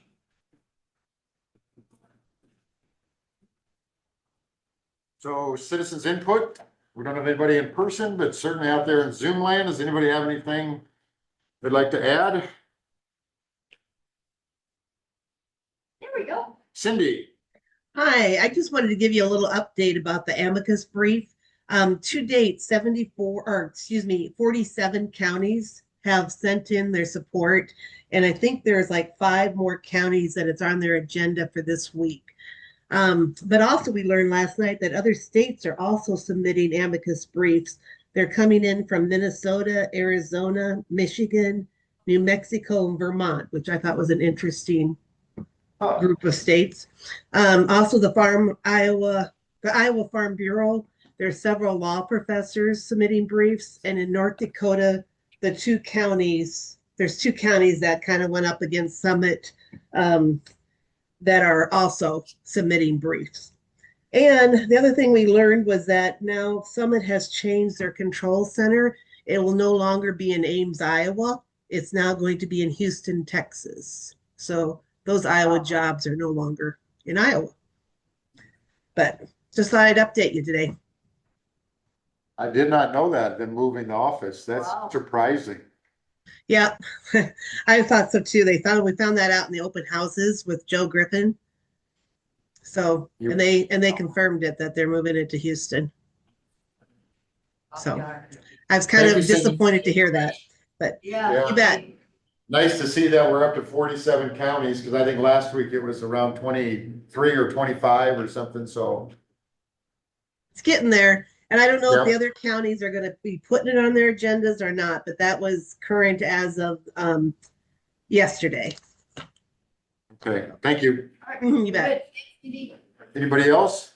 Terry, so you've got something you'd like to I do. share with the board? I do.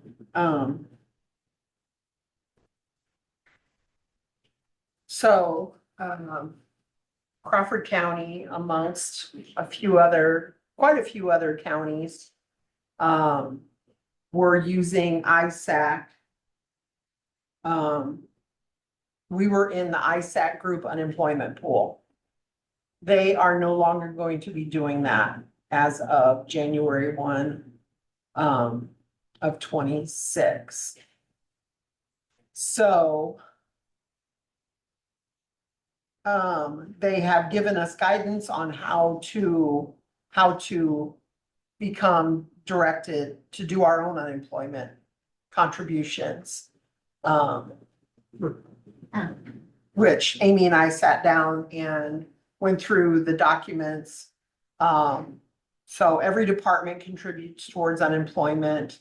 Elected officials do not, their salaries, unemployment is not contributed for those salaries because they cannot claim unemployment once they are no longer elected. Oh, shoot. I mean, I'm sorry if you're disappointed about that, but no, I'm just playing. So those salaries are not, currently our rate is 0.4% in this calendar year. And the salary limit is 39,500. So we don't know what that new salary limit is. And our rate will change because we're gonna be considered a new employer. Oh. Even though, we are, participating in this, ISAC group. Anyway, there will be funds that will be returned to the county. They're going to return half of our fund balance, initially, and then the next half will come after any of the claims that they were part of. When we were part of their group and they're paying our claims, they're gonna keep some of the funds to be able to pay those unemployment claims. I don't know how many people we actually have collecting unemployment from Crawford County, like our seasonal people, they collect unemployment, things like that. So was ISAC charging us a fee to do this? No, not really. No, So, I mean, we were paying that 0.4% on the whatever salary, but we were just paying it to ISAC. we were paying it to ISAC and they were holding it and they were, when a claim would come, it would go through ISAC and So they would hold our pool of money that we would Yes. have in there. yes, And as the claim would come in, they'd pay out of that pool of money. yeah. And what you're saying, they're quitting doing this, so they're not gonna give us back our total pool of money immediately. They're gonna, No, because there's still claims because there's out still there. claims. There's still claims that they're still managing. Gotcha, That seems fair, yeah. Yeah, okay. so it says our net balance. But I think this is the whole group. Now that I'm thinking, no, it says Crawford. I need to find out for sure. So who will we give that, we're gonna run it through now, if we're not running it through ISAC, now we're gonna run it through Ourselves, ourselves, yeah. we will pay it ourselves. Okay, We pay quarterly. so we have to have a So- new fund for that then, or? Probably we will eventually have a new fund. Okay. Amy and I talked about it and, with the funds, and I need to ask that question. Cause they give us so it says the net balance is $109,000. And I think this is just us. I think this is our portion. It's almost to if we know how much claims are gonna be paid out. Well, and we, Give us the 109,000. they give us the history of our We'll pay contributions. claims. They give us a history of Put that claims. 109,000. And interest, so they would put the money, it would earn interest, Right. at least recently anyway, because the rates are so high. Anyway, and currently in fiscal year, well, 25 is not over yet, but our contributions, which there's one more quarter of contributions, 21,900. Currently, our claims paid are not quite 17,000 Per quarter. currently annually for the annually. year. Okay. Not too bad. This is a yearly amount. Okay. Okay. So with the net balance of 109, I mean, we'll get 50,000, more than 50,000 of it initially. That's We've been. more paying than into enough. ISAC for a long time. We've been using. Yeah. Because that This difference has was about 10 grand a year. so it takes- 1978 is the date they go back to. Oh, I want to go Wow. back. I think they Keep should. digging. I think they should. No, I'm just playing. Right. okay. So I looked up what we paid 24-25, our fiscal year. The July quarterly payment was 8,400. October was 6,600, January was 2,100, and April was 7,200. So that's about, I mean, it's, what is it? 25? 25,000. 25,000 Okay. annually. So the dollars we're gonna get back from ISAC are gonna be plenty to pay at least the first year. And the contract or the enrollment papers speaks of the plan that we would choose. So there's a reimbursable status or there's a contributory status. And with the funds we will have in our fund, in the unemployment fund, we will have plenty of funds in there to do the reimbursable status. So as a new claim comes, we will reimburse for that. Rather than paying the quarterly fee, the contributory would be the quarterly. And I believe from what this says that the employer for at least one calendar year must participate in whatever plan they choose, that there's no changes to be made in that first calendar year. So we have plenty of funds to be able to do the reimbursable. So yeah, I'm gonna be the primary contact. Amy is going to be the remaining roles. Which, where are they? Would you just think that, when you mentioned the amount that we paid in per quarter, it seems like to me that should be a more consistent number. Well, so we only pay up to that salary amount of Right. 39.5. 39.5. So once their salary has reached that amount, we don't contribute as much. So, I mean, we just contribute to 39.5 and then whatever they make over that, we don't care. Right. But, so it just seems like if we paid into the fund for every employee that we have, I mean, 39.5 is gonna stop us by everybody. So Right. it would just be more Right, consistent. but that's why it's inconsistent. Because you pay, once their salary reaches, then there's a lot less people contributing. And so that number, that dollar amount drops down.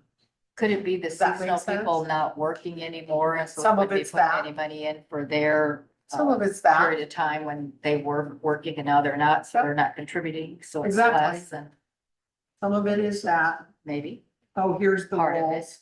Amy's roles would be manage payments, submit change wage detail, view payments, view wage detail, view correspondence. That would be as an authorized representative. So that's what I wanted to update you on. Thank you. And I will sign these Interesting. papers and we'll get that.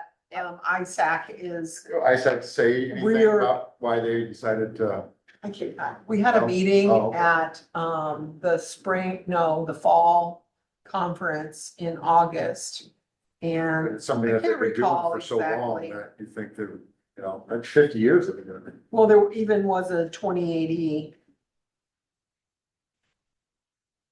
When ISAC, they were making some money on it. Yeah. I suppose, CEO or whatever. Yeah. But they're gonna help us transition Okay. to Iowa Works and the workforce development and making that first quarterly payment and also getting connected to those websites. They're gonna have a training in December, January timeframe. Just to help us transition to that. So- all right, well, So that's what's gonna happen with that. I mean, it'll appear to be business as usual for Right. everybody else, but yeah, but I wanted you to know that Thank it you, was yeah. changing, so. Change is always hard, Yeah. but change is always coming around. Yeah. Seems like we've had lots of changes. Right. Anything else, Terry? Okay, anything else come before the board? Well, I'll entertain a motion for adjournment. Make motion for sure. Motion by Gene, second by Kyle. All in favor, say aye. I Board chair votes aye, motion carries. was gonna mention. Stand adjourned. To, if you happen to drive by the, public health, they had the school put some window like they did for Louise Oh, Dumble. did they? They look amazing. They Oh, really that do. buy It their- costs us $64 to have these. School does amazing work. Yeah,